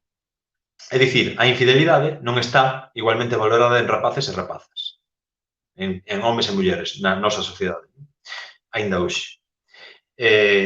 Entón, o mito da fidelidade e a exclusividade sería a crenza de que no amor romántico o amor romántico solamente pode sentirse por unha persoa, vale? Este mito é moi potente e ten que ver moito tamén coa propiedade privada, o egoísmo humano e esa tendencia tan humana tamén de sentir como propiedades as persoas e os corpos desas persoas tamén, non? Os corpos desas persoas tamén. Ben, perfecto. O mito número 4 é o mito dos celos. O mito dos celos. Que é isto do mito dos celos? Pois é que a crenza de que se non hai celos non hai amor, non? Todo o mundo escoitou iso. Non. Ten celos, iso significa que se quere moito, non? Bueno, este mito pode conducir a comportamentos moi egoístas, represivos e incluso violentos, vale? E constitúe un verdadeiro problema en relación coa violencia de xénero, pois remite o terreo amoroso a algo que non é máis que unha forma de dominio e de poder, os celos, vale? esconden tamén moitas inseguridades, pero non deixan de ser unha forma de dominio e de poder, vale? A onde vas con esa roupa, con quen estabas falando antes, onde estiveches a tal hora, ou que fixeches, vale? O mito dos celos. Trátase tamén, xa comentamos antes, dun mito introducido polo cristianismo para garantizar a exclusividade e a fidelidade. Recordade, como dicía Carlos Llera, o psicólogo social, que o amor romántico non é máis que un sistema de organización social, vale? De ordeamento social. Mito da equivalencia. Mito número 5 xa. Faltannos 16 mitos, vale? Vamos alá. Mito da equivalencia, xa o comentamos. Trátase dun ideal que equipara o enamoramento e o amor como aspectos únicos, vale? Que di que o amor e o enamoramento son a mesma cousa. Está máis que demostrado que non é así, pero sigue moi vixente este mito, non? Así, no momento no que o enamoramento se dilúe, co paso do tempo, que é perfectamente normal, non significa deixar de querer a nosa parella, non significa deixar de ter relacións sexuais con a nosa parella. Si pode significar espacialas, si pode significar cambiar digamos, as expectativas, tamén cambiar as formas, cambiar un poquinho todo, pero é a evolución natural nunha parella monógama, non? Como estábamos falando. Como estábamos comentando, sería a crenza de que o amor romántico apaixoado dos primeiros meses pode e debe perdurar a través do tempo, non?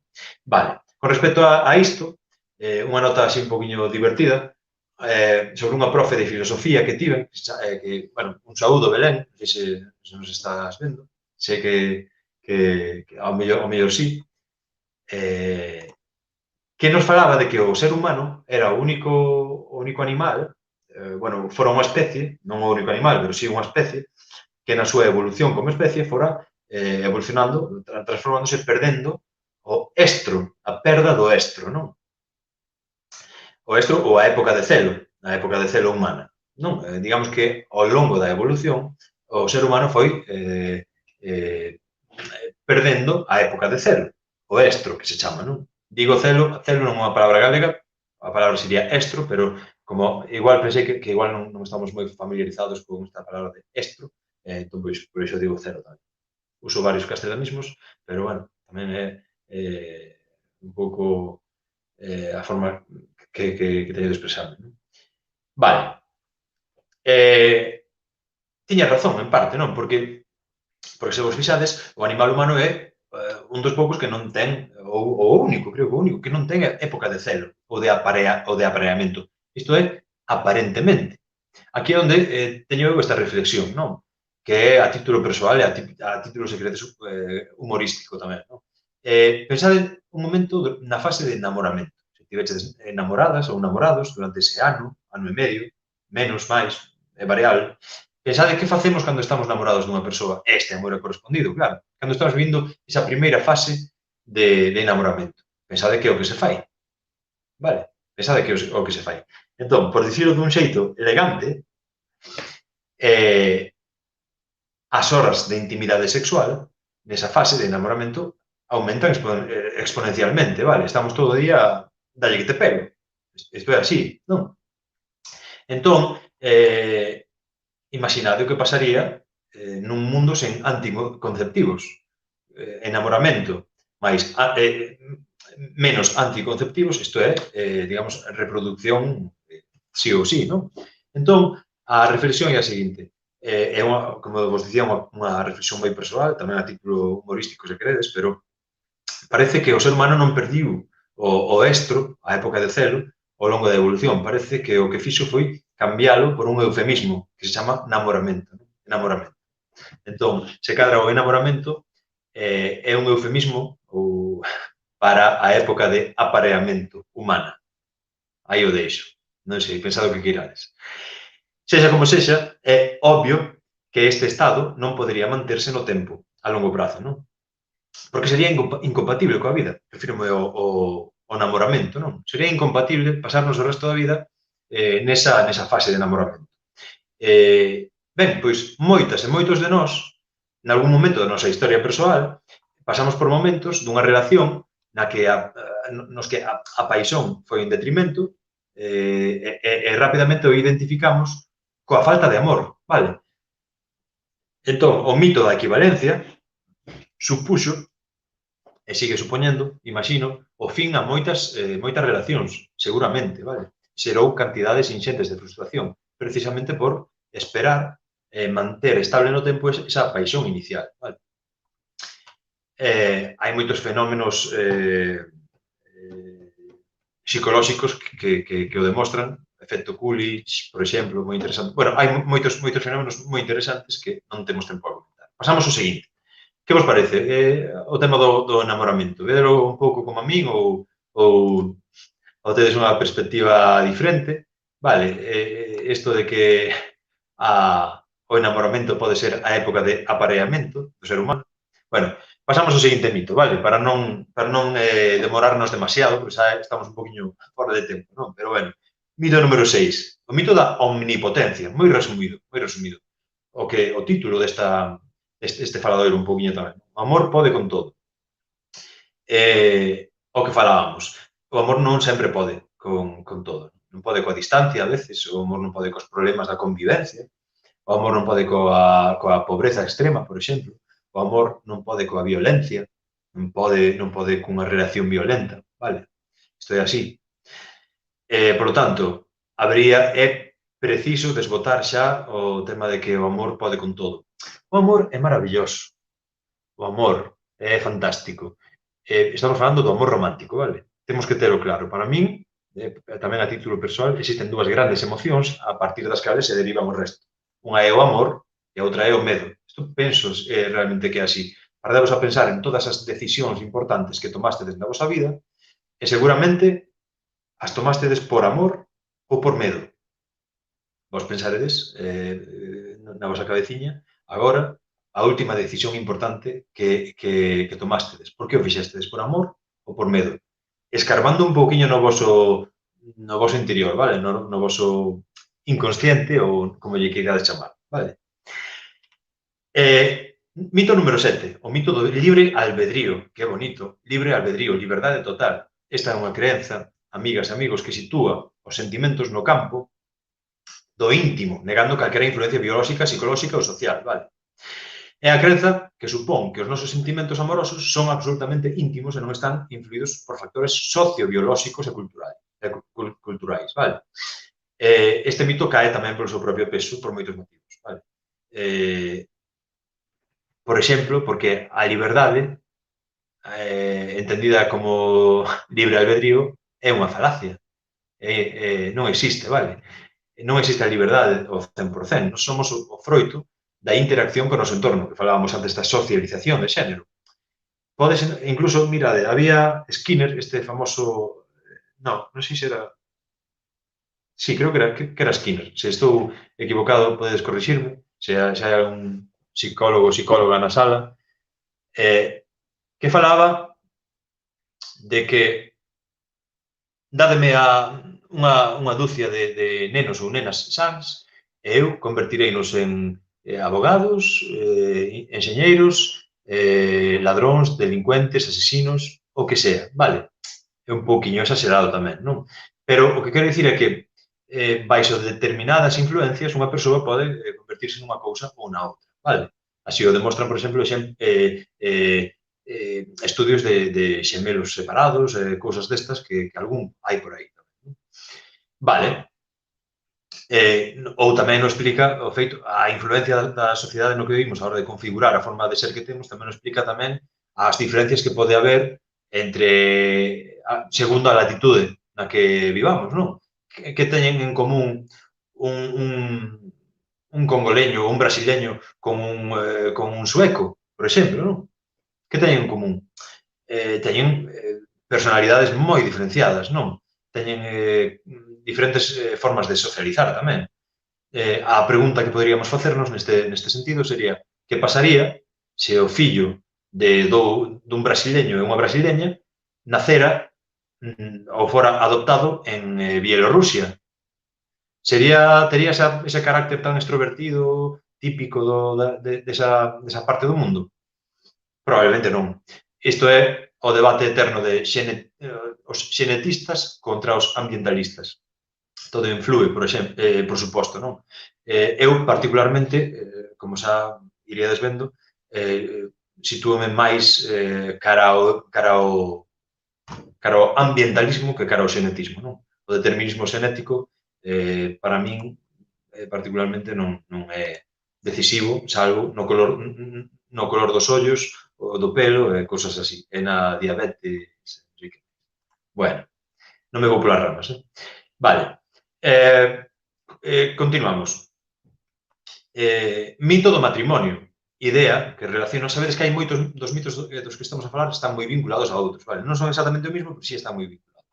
Mito do matrimonio. É a idea que relaciona o amor cunha unión estable do que a base é a convivencia, vale? Como dicíamos ao principio, este mito aparece a finais do século XIX, conseguidas no XX, coa unión por primeira vez na historia do amor, a sexualidade e o matrimonio, no mesmo tándem, vale? Ten máis que ver co establecemento dunha orde social dentro do sistema heteropatriarcal no que vivimos que coa natureza humana, o matrimonio. Falamos do matrimonio. O mito do matrimonio sería a crenza de que o amor romántico apaixoado debe conducir á unión estable da parella e constituirse na única base do matrimonio, vale? Isto crea nos problemas porque vemos que a institucionalización da paixón, o sea, casarse, e o paso do tempo acaba un pouco con esta paixón tamén, non? Como falamos antes, destas fases dunha relación amorosa, pasamos do enamoramento, a intimidade vai gañando máis, a confianza, vale? Por iso existe o divorcio e por iso buscamos novas paixóns que nos fagan sentirnos vivos, vale? Pero que enseguida, como o ser humano cae 2 veces na mesma pedra, volven a casarse e entón encontramos xente que se casa 5 veces ou 6 veces ou que sexa. Mito número 9, que é o mito da paixón eterna ou da perdurabilidade, vale? Sería exactamente o mesmo, ou moi parecido ao da equivalencia, non? Sería unha crenza que sostén que a paixón amorosa do principio debe durar para sempre. Bueno, hai moitas investigacións sobre este tema, como a de Fisher, no 2005, que advirten que a paixón ten data de caducidade, vale? Ten unha data de caducidade ou de consumir preferentemente antes de, non?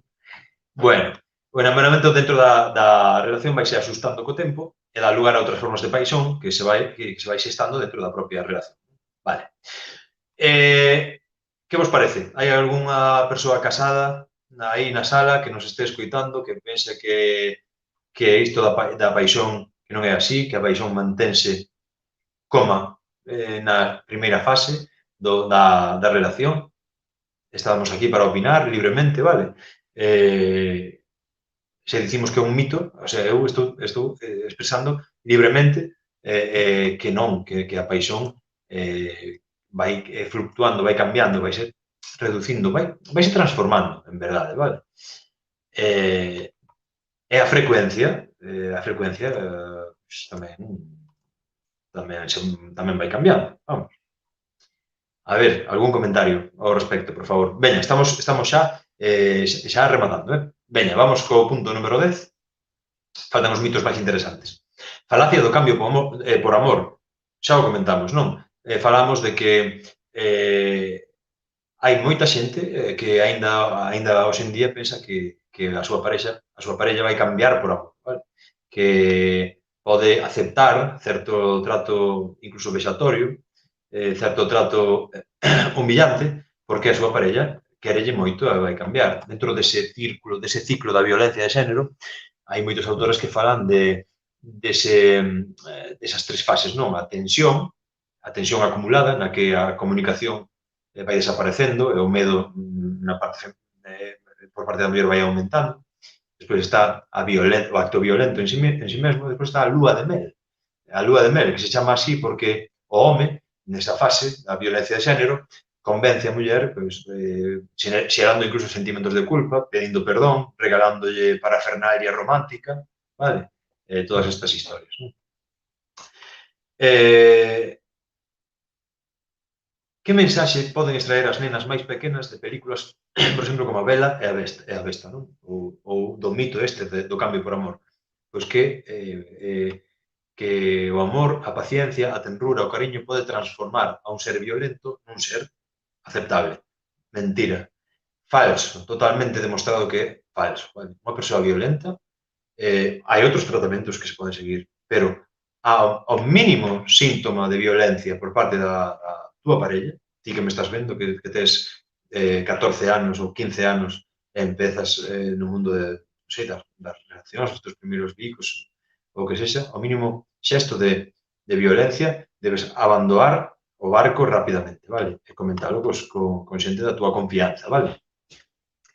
Bueno, número 11, normalización do conflicto, moi en sintonía co mito anterior, vale? O que dixemos, o insulto, a humillación, a anulación, para moita xente, este tipo de comportamentos pois poden ser fruto da adaptación da parella, vale? Neso se basa este mito, non? Da normalización do conflicto. No feito de creer que os conflitos iniciais non teñen importancia, vale? E que son produto da adaptación da parella. Ben, perdón,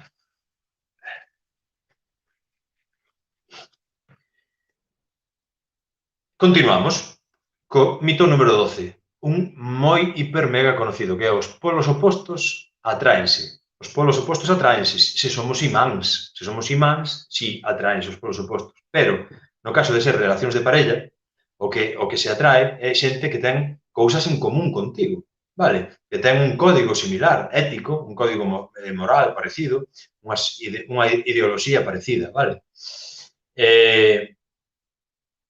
Este mito está moi influenciado tamén polo da media laranxa, vale?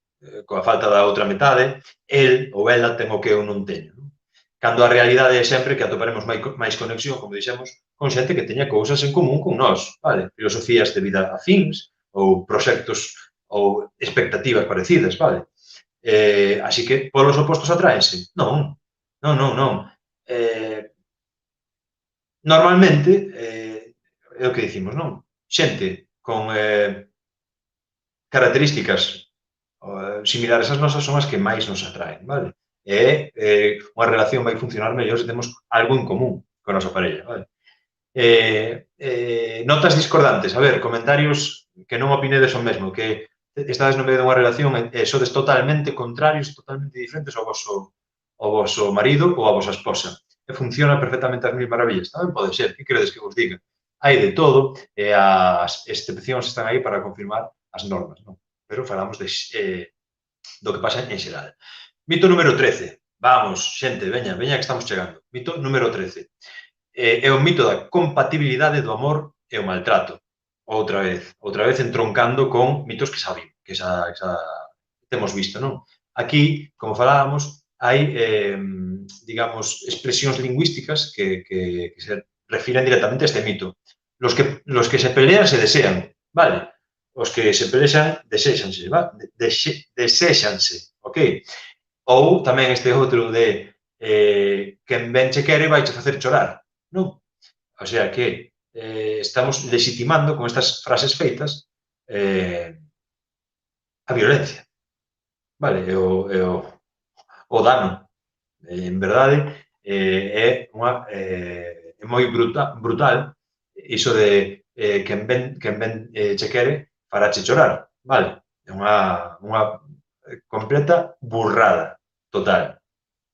A non ser que se refira a que se lle pasa algo malo a esa persoa que ti queres, pois que sí que chorarás, non? Pero, bueno, ten diferentes interpretacións. Vale. Mito número 14. O amor verdadeiro perdoa ou aguanta o todo. Está moi unido ao mito anterior. Encontramos expresións como que o chantaxe fai aparición aquí. Se me amas de verdade, vas facer isto por min, vale? O típico que todo o mundo usou. Se me queres de verdade, vaime buscar unha cervexa, non? Ou así. Non, eso é unha tontería. Eso son un exemplo chorras.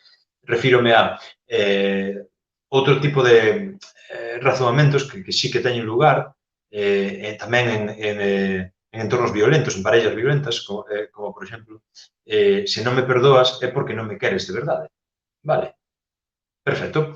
Razoamento emocional. Mito número 15. Faltan menos. Esta crenza está relacionada co mito da media laranxa tamén e da complementariedade, así como coa idea de que ao namorarnos de alguén actívase unha química especial máxica que é a que produce tal enamoramento, como unha especie de destino amoroso. Vale? Non deixa de ser unha distorsión cognitiva, vale? Que nos fai empregar as nosas emocións para construir razoamentos que nos consideramos válidos, pero que non son sólidos, vale? Isto tan famoso de que hai que pensar coa cabeza fría, pois isto sería o contrario, vale? Razoamento emocional. Mito número 16. Só hai un amor verdadeiro na vida. Este mito tamén. Hai moita xente que segue atrapada na súa xuventude, nos 16 anos, ou nos 15, ou 17, cando tivera o seu amor primeiro, porque pensa que o verdadeiro amor é o primeiro da vida. E moita xente que sigue atrapada neso. A pesar de que coñecer outras moitas persoas que seguramente lle deran 1000 voltas a ese primeiro amor, non? É un mito que xera moita insatisfacción tamén, non? Como a primeira vez, ningunha. Bueno, isto ten que ver moito con outro fenómeno psicolóxico que vos vou resumir, que se chama profecía autocumplida, o efecto Pigmalión, seguramente oíche de falar diso. A profecía autocumplida o que postula é que se nós creemos firmemente algo, iso vai se traducir en realidade na nosa vida. Neste caso, creer cegamente en que o mellor amor é o primeiro xa pode pasar o que sexa pola nosa vida que imos pensar iso. Vaya, gracias, Carmen. Eres moi amable, moitísimas gracias. As túas palabras son para min sabias. Moitísimas grazas. Eu, bueno, estudiei un pouquiño o tema e tamén poño algunha opinión, pero bueno, está aí para ler. Hai moitos autores que vos recomendo moito, e autoras, Coral Herrera, Carlos Lleda, Luzón. Hai unhas cantas referencias que sí que nos poden axudar tamén a aprender máis deste tema, non?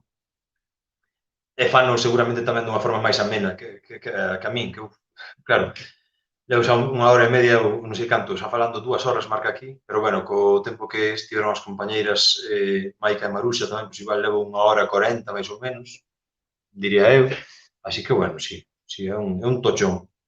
Gracias, de todas formas, Carmen, moitas gracias. Vamos co punto número 17.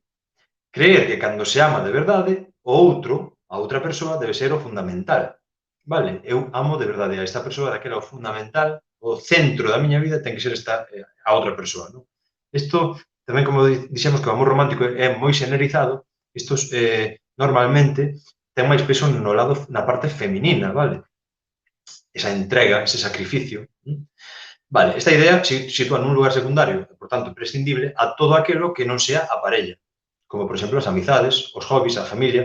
Este punto é moi importante. É un dos puntos que recalcamos sempre nos obradoiros de educación afectivo-sexual que facemos coa rapazada, non? O de que esteas coa parella que esteas, sempre tens que conservar as túas afeccións, sempre tens que conservar as túas amizades, sempre o teu círculo, vale? Por moitos motivos, porque no caso dunha ruptura vas a estar máis amparado, non? E non deixastes atrás toda a túa vida a cambio de estar solamente con esa persoa, vale? Ainda que sexa tamén un comportamento típico na fase de enamoramento, non? Non estamos falando da fase de enamoramento, xa estamos falando de algo máis tamén, non? De deixar atrás toda a nosa vida para estar con unha persoa. Isto nunca debería ser, vale? Tamén, no caso de relacións tóxicas, no caso de relacións violentas, a situación agrávase porque a víctima non contaría con unha rede de apoio, sería máis complicado escapar desa relación, da que habería que escapar tamén, non? No caso dunha relación na que houbera agresións. 18, 19, 20 e 21. Faltan nos 4 mitos do amor romántico que estamos aquí destripando por completo, vale? Bueno, é unha nova información que nós xa despois xestionaremos como nos queiramos, pero que non deixa de ser interesante, máis ou menos interesante, non? E que pode tamén cambiar un pouquiño a forma que temos nós de ver a forma que temos de comportarnos, de vivir, en verdade, non? E sobre todo para a xente máis nova, para que construa relacións saudables e igualitarias, non? Que é o que interesa, neste caso, a igualdade, alcanzar a igualdade, xa como reflexión así, como interludio, alcanzar a igualdade nunha sociedade tan profundamente desigual, a todos os niveles, é moi complicado. É moi complicado. É como intentar parchear un sistema profundamente desigual, vale? O que, por exemplo, sen ir máis longe, o 1% da poboación concentra o 90% dos recursos. Despois estamos a clase traballadora que nos temos que conformar co que haxa, non? Pero bueno, non sigo por aí. Sigo co mito número 18. Atribución da capacidade de dar felicidade a outro ou a outra. Vale, se como vimos no mito anterior, a parella se considera como o centro da nosa vida, vale, a nosa felicidade ou non felicidade dependerá exclusivamente desa persoa. Isto constitúe un pensamento moi inxenuo, vale? É un gran erro, un mito terrible, moi alentado por Hollywood, por Disney e por toda a industria mainstream, non? Fabricantes de falacias. A felicidade está, atención, sempre dentro de nós. Vale, podedes encontrar isto na filosofía oriental, na filosofía tamén europea, bueno, en moitos lugares, non? Pero a felicidade está sempre dentro de nós, vale? O primeiro que un rapaz ou unha rapaza debe ter en conta antes de aventurarse en relacións ou de ter o seu primeiro amor, é ter isto moi clariño, vale? Para isto os pais e as nais temos un papel moi importante. Se ti non eres capaz de ser feliz contigo mismo ou contigo mesma, non vas a topar a felicidade noutra persoa. A felicidade está dentro de nós, vale? A mera idea de atopar a felicidade noutras persoas trae consecuencias nefastas, vale? Porque as mulleres, neste sentido, foron tradicionalmente máis vulnerables á traxedia romántica, esta de que falamos, non? Porque educarnos para pasaren a vida desexando que un home a salve e as colme de felicidade. Neste sentido, as conquistas legales, xurídicas, sociales, etc., que se fixeron das mulleres en materia de igualdade deben acompañarse sempre dunha loita por liberar o amor da necesidade. É moi profundo isto, liberar o amor da necesidade, vale? En moitos casos, en épocas non tan distantes no tempo, moitas mulleres saíron da súa casa porque era a única forma de ter certa dependencia económica tamén. Liberar o amor da necesidade supón amarse a unha mesma, a un mesmo, tamén partindo desa base de que un non pode dar o que non ten, se eu non teño amor propio, malamente vou poder dar amor a ninguén, non? Empezando por aí, pero isto que vos digo, non? Que hai que liberar o amor da necesidade. Perfecto. O que é o mesmo, lograr que as mulleres teñan outras metas na vida máis importantes que establecer un vínculo amoroso con a persoa, vale? Isto está en contra de todo o imaginario de Disney, das películas de Hollywood que falábamos antes, non? Vale. Mito número 19. Falacia da entrega total. Ten moito que ver coa idea de amor fusión, vale? Co olvido da propia vida e da dependencia cara a outra persoa. O mesmo que comentábamos antes, non? O amor enténdese como un sacrificio e, por tanto, hai que renunciar a cousas, hai que renunciar a nosa propia vida por amor. Non? Deixalo todo atrás por amor. Non, nunca. Hai que sempre procurar negociar ou cada un e cada unha será libre de actuar como queira, non? Mito número 20. O amor como un proceso de despersonalización. Vale? A crenza anterior conduce a un olvido do eu, vale? Para identificarse coa outra persoa. A non renuncia ao eu persoal viviríase como unha mostra de egoísmo. É dicir, se eu non me entrego totalmente, se eu non teño a esa outra persoa no centro da miña vida, significa que son un egoísta, que só penso en min mesmo. Para nada, vale? Este mito está moi ligado a outros dos que já falamos, e iso de deixar de lado toda a nosa vida, como fixo a sirenita da que falábamos antes, deixar de lado toda a nosa vida por estar con outra persoa, pois é unha barbaridade, non? Ocurresemos algún exemplo de persoas que mellor coñecerades que deixaran todo a un lado para irse cunha persoa ou, bueno, que a veces sae ben tamén, vale, pero estamos falando dos mitos do amor romántico, vale? Número 21, e o último mito.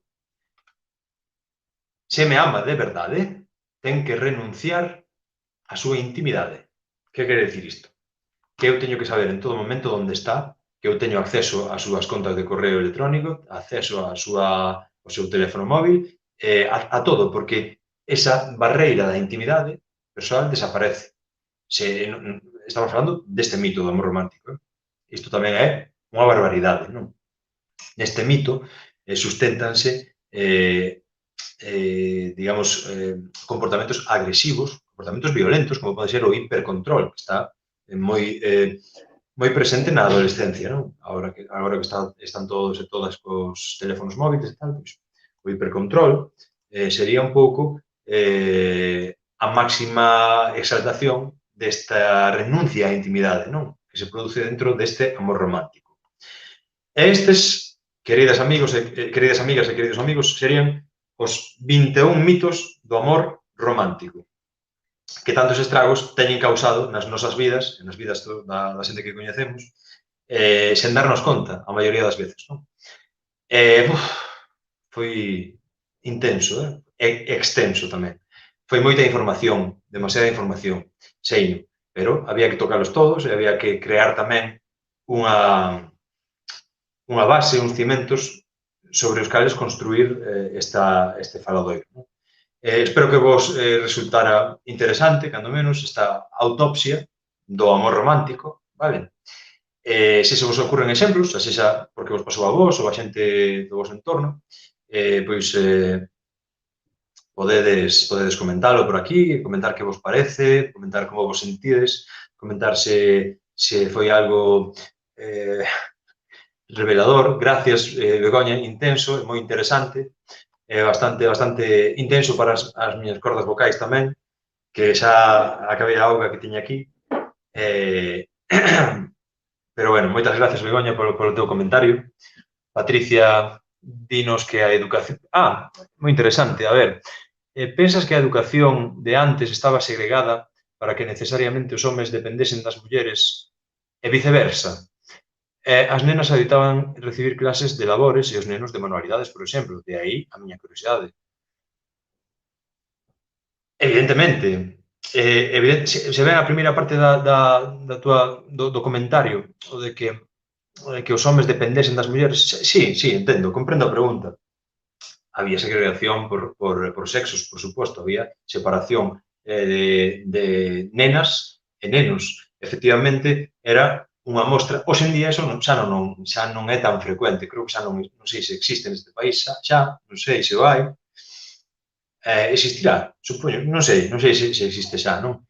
Pero ese era, digamos, a máxima expresión da segregación, como ti ben dís, non? Ese separar o feminino e o masculino, moito ollo, e que dentro do masculino non houbera nada feminino, porque senón empezarían os problemas tamén para moita xente, moitos homes que poden ser afeminados perfectamente, non? Moitos homes homosexuais, por exemplo, que non significa que todos os homes homosexuais sexan afeminados, pero sí que poden ter características máis asociadas ao estereotipo do que unha muller debería ser. Entón, pensas que a educación de antes estaba segregada? A de antes estaba segregada. A de agora non tanto, pero sigue existindo certa segregación encuberta nesta socialización da que falábamos antes, na que, polo feito de ter pene ou vaxina, se espera de nós unha cousa, un comportamento ou outro, aínda hoxe en día, vale? Aínda hoxe en día. Así que a segregación sigue estando aí, en pleno século XXI. Hai posibilidade de cambio? Hai posibilidade de mellora? Eu quero creer que non, quero creer que sí, quero creer que hai posibilidades de seguir avanzando como civilización. Digamos, desterrar para sempre esta esta desigualdade, porque en verdade a palabra é desigualdade, que xera pois un clima de segregación, como ti dis, non? Gracias, moitas gracias, Carmen. Moitas gracias por os teus comentarios de apoio. Non sei se verán miles de homes e mulleres, pero bueno, se ouviu unha persoa e lle serviu para verse reflexada ou lle axudou nalgún sentido, é máis que suficiente.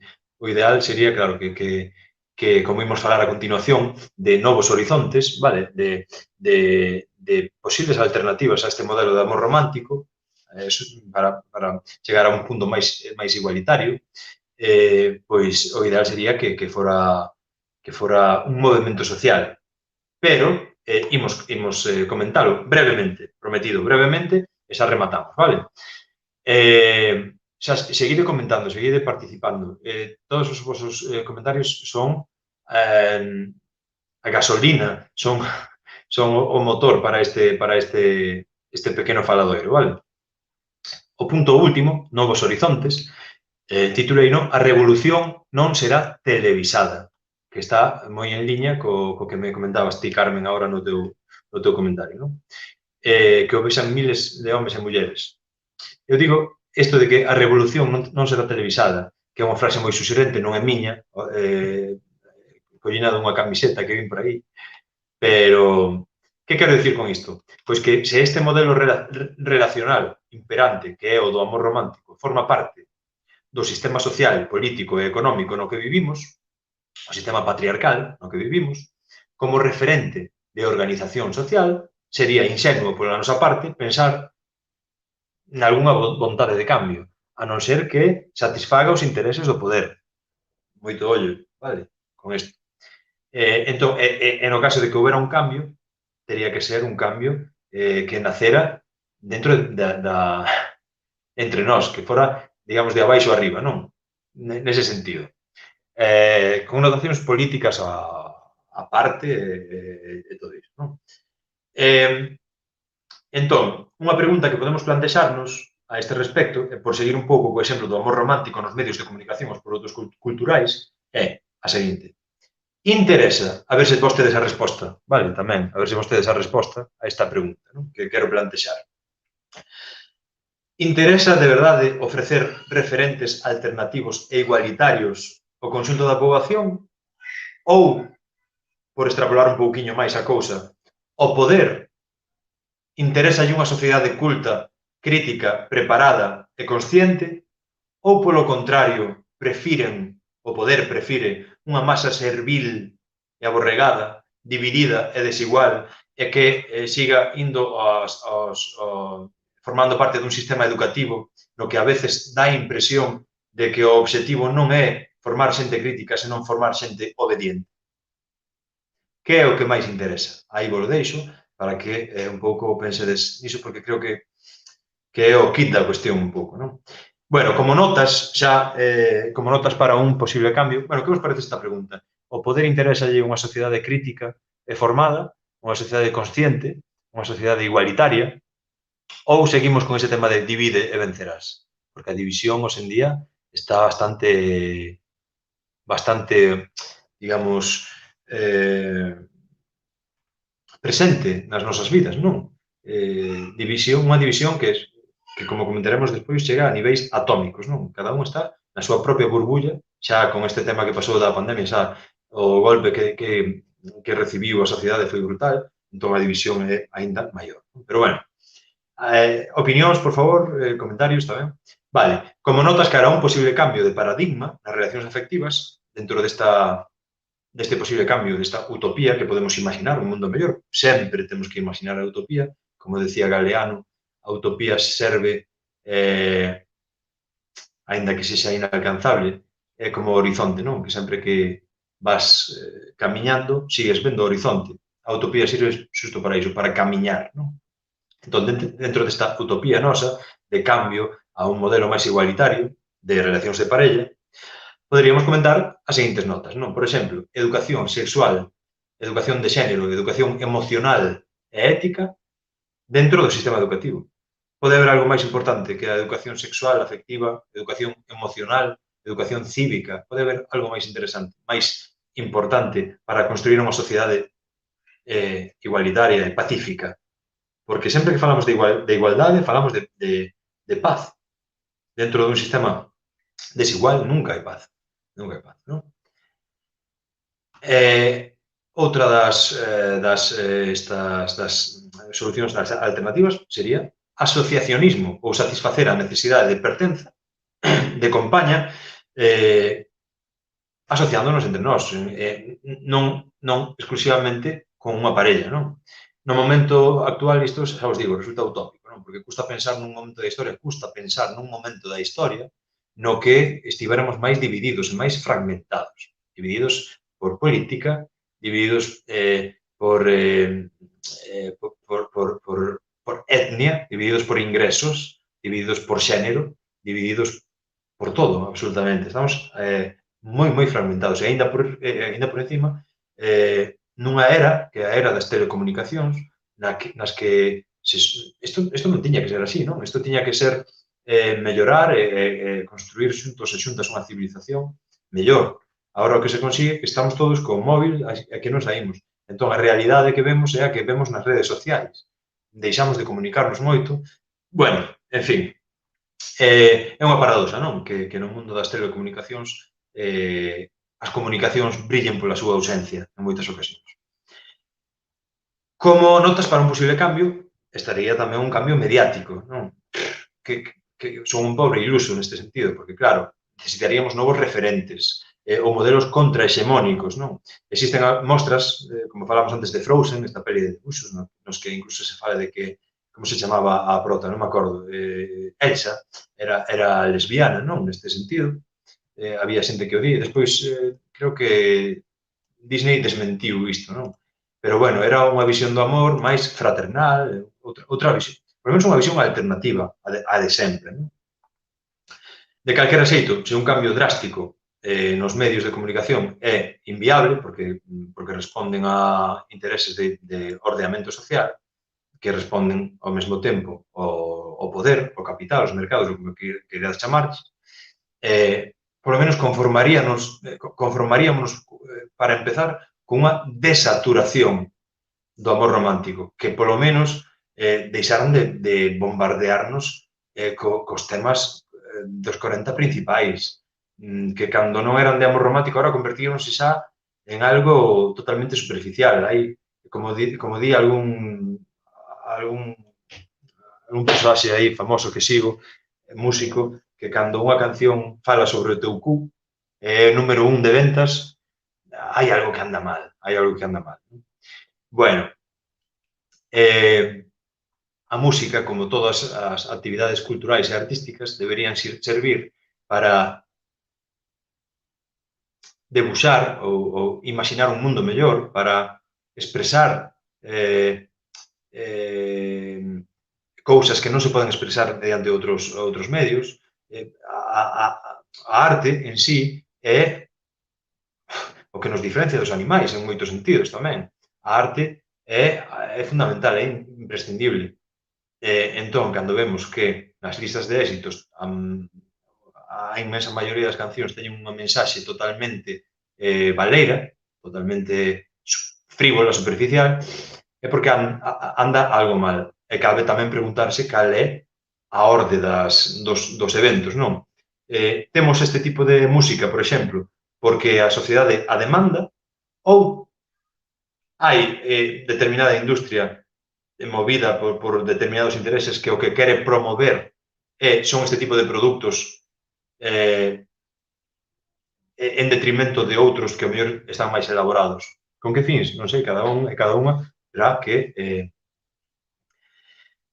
pensalo, non? En definitiva, un futuro igualitario e pacífico pasa por deconstruir os roles e os estereotipos de xénero que o amor romántico nos propón e require deseñar novos mecanismos de socialización que subvirtan, que transformen a idea de xénero como prisión, vale? Eu teño pene, e teño que ser valente, e teño que brillar no ámbito social, eu teño vaxina, e teño que cuidar dos meus fillos, e teño que facer as tarefas do ámbito privado, todos eses estereotipos, non? Ademais diso, abrir a posibilidade a novos modelos de masculinidade e feminidade. E con isto, querida audiencia, remataríamos a exposición de contidos, vale? Entraríamos no último punto, que sería discusión, debate, intercambio de opinión, pero entendo que se fixo a cousa bastante larga. Bueno, se tedes algún comentario como despedida, como algunha pregunta, algún matiz, algo que botastedes en falta, algo que sobrou. Quería falar do Tinder, por exemplo, do Tinder, esta aplicación que é como un mercado, non? Un mercado no que ti vas, buscas a cara e o corpo que máis che gustan, o perfil que máis che gusta, entón, pois, intentas ter unha cita, creo que funciona así, con esa persoa para ter sexo, non? Esta é unha tendencia que hai nas grandes cidades, sobre todo. Daquela tamén quería falar un poquinho deso, pois non dá tempo, de se o paso vai ser do amor romántico ao amor Tinder, apaga e vámonos, non? É algo que deshumaniza por completo e que, digamos, que deixa as relacións humanas nun nivel moi superficial. Por lo tanto, xa vedes que o camiño non é difícil, non é fácil, pero que bueno, que entre todas, entre todos podemos conseguir uns novos modelos relacionais. Había algunha outra pregunta máis no tinteiro, pero bueno, quedarase aí para próximas ponencias, para próximos faladoiros, que esperemos que sexan con público. E nada máis, pois gracias por escoitarme, moita saúde e moito amor para todas e todos, pero amor, ollo, non romántico, vale? Amor do de verdade, que boa falta nos fai, sobre todo nestes tempos tan difíciles. Moitas gracias. Maica e Maruxa, gracias. Diego, a ti tamén, que andarás por aí, non sei, por aí por atrás. Bueno, isto foi todo, amigas e amigos.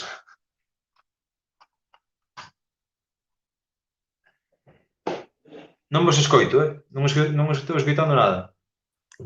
Digo que é moi intenso e moi didáctico. Bueno, gracias. Foi bastante extenso tamén, non? Porque non quería deixarme nada. Bueno, xa te vimos, xa. Di aquí Dolo que graciñas e até outra. Gracias a ti, Dolo, por escoitar. E bueno, ata a próxima. Moitas grazas.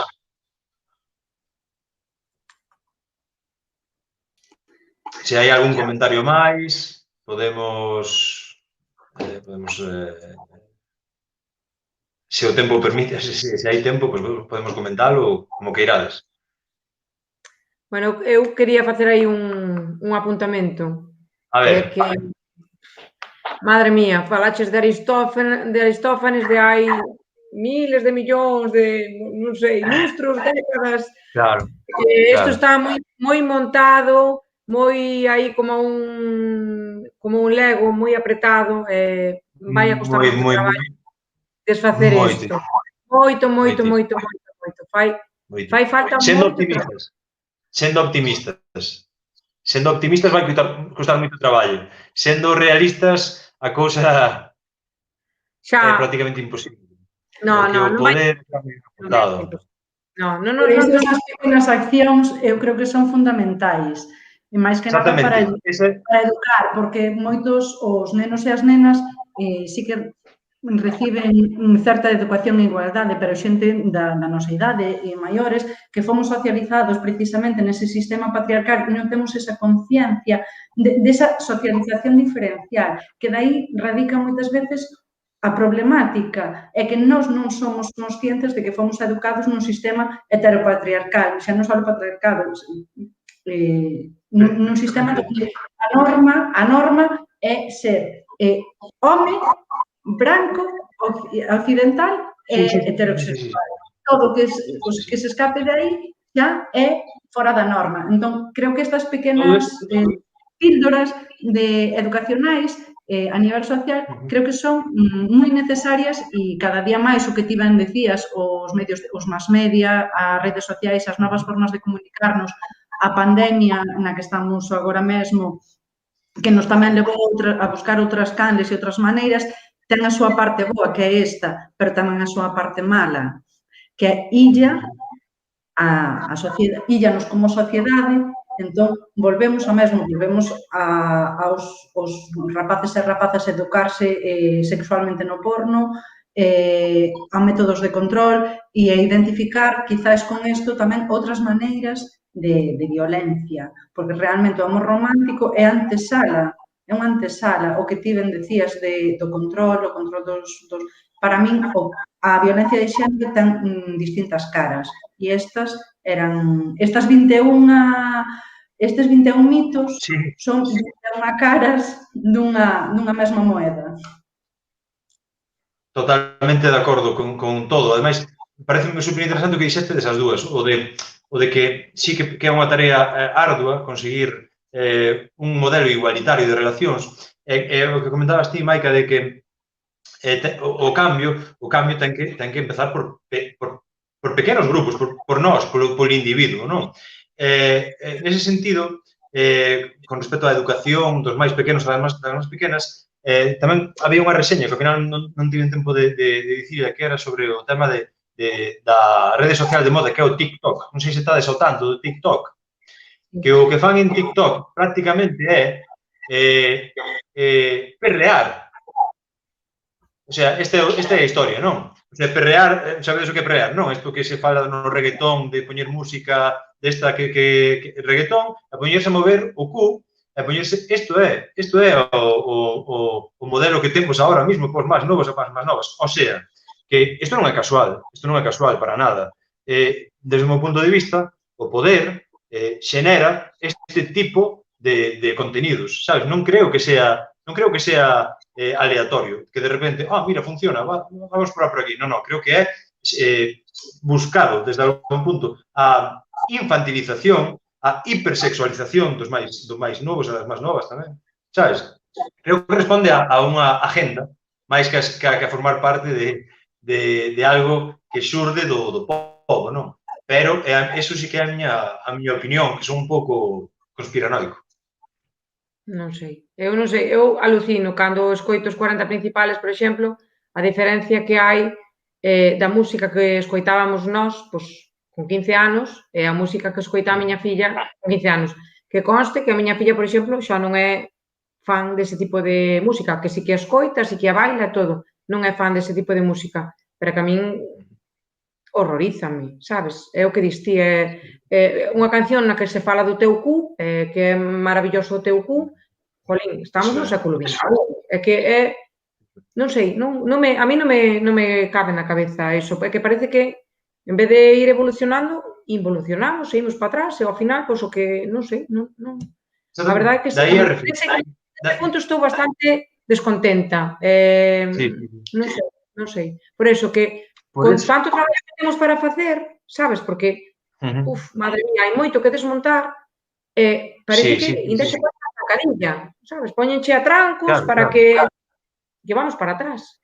Pero a cuestión é, non existen creadores de contidos, de música, de cine, que fagan obras profundas nas que se poña en valor o realmente humano, a arte, a beleza, vale, todas estas cousas que son importantes. Non existe eso, por suposto que existe, pero non interesa que sea masivo. Ese é o punto, sabes? Ese é o punto un pouco ao que eu quero chegar. Non me interesa, todo o mundo sabe que escoitando música compleja, música elaborada, música feita, bueno, con un poquinho de corazón a cabeza tamén, que eso axuda, está máis que demostrado, axuda a crear conexións sinápticas, non?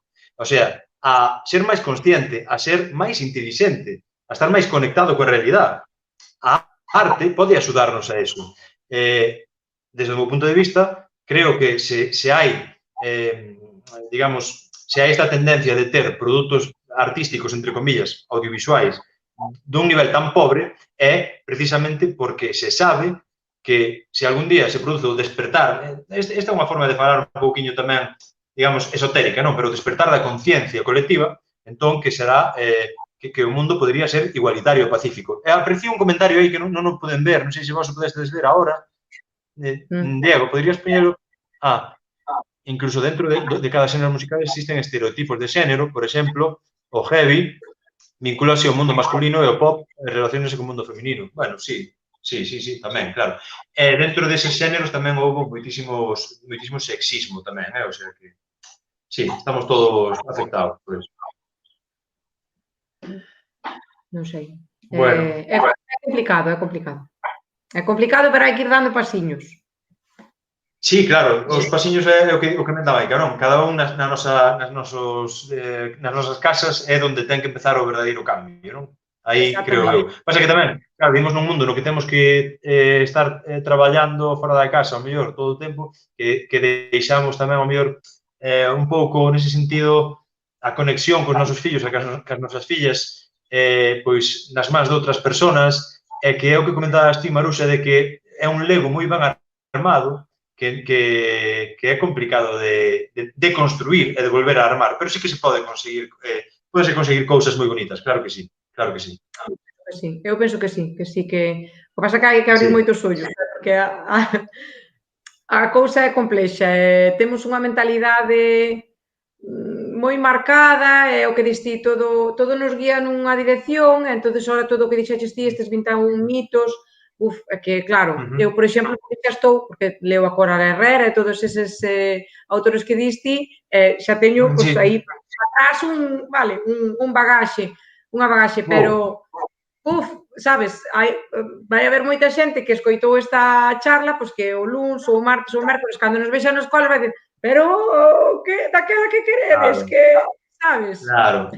De aí, por eso comentei o da disonancia cognitiva, porque hai diferentes formas de responder a información que choca coa nosa forma de comportarnos, ou co noso ideario, non? Toda esta información, ao mellor, é revolucionaria para nós, no sentido de que nós estábamos vivindo un pouco nunha mentira, non? A mentira do amor romántico, en verdad. Moitos de nós vimos afectados por isto. Por eso pode ser unha información que xenere rechazo, sí. Claro que sí. Como a toda información real, pode ser. Sí. Bueno, compañeros, non sei se hai máis comentarios por aí de xente que nos vira, ou se tedes vos algún matiz máis. Poderíamos estar falando 3 días sobre isto, ben? Tranquilamente. Pero, bueno.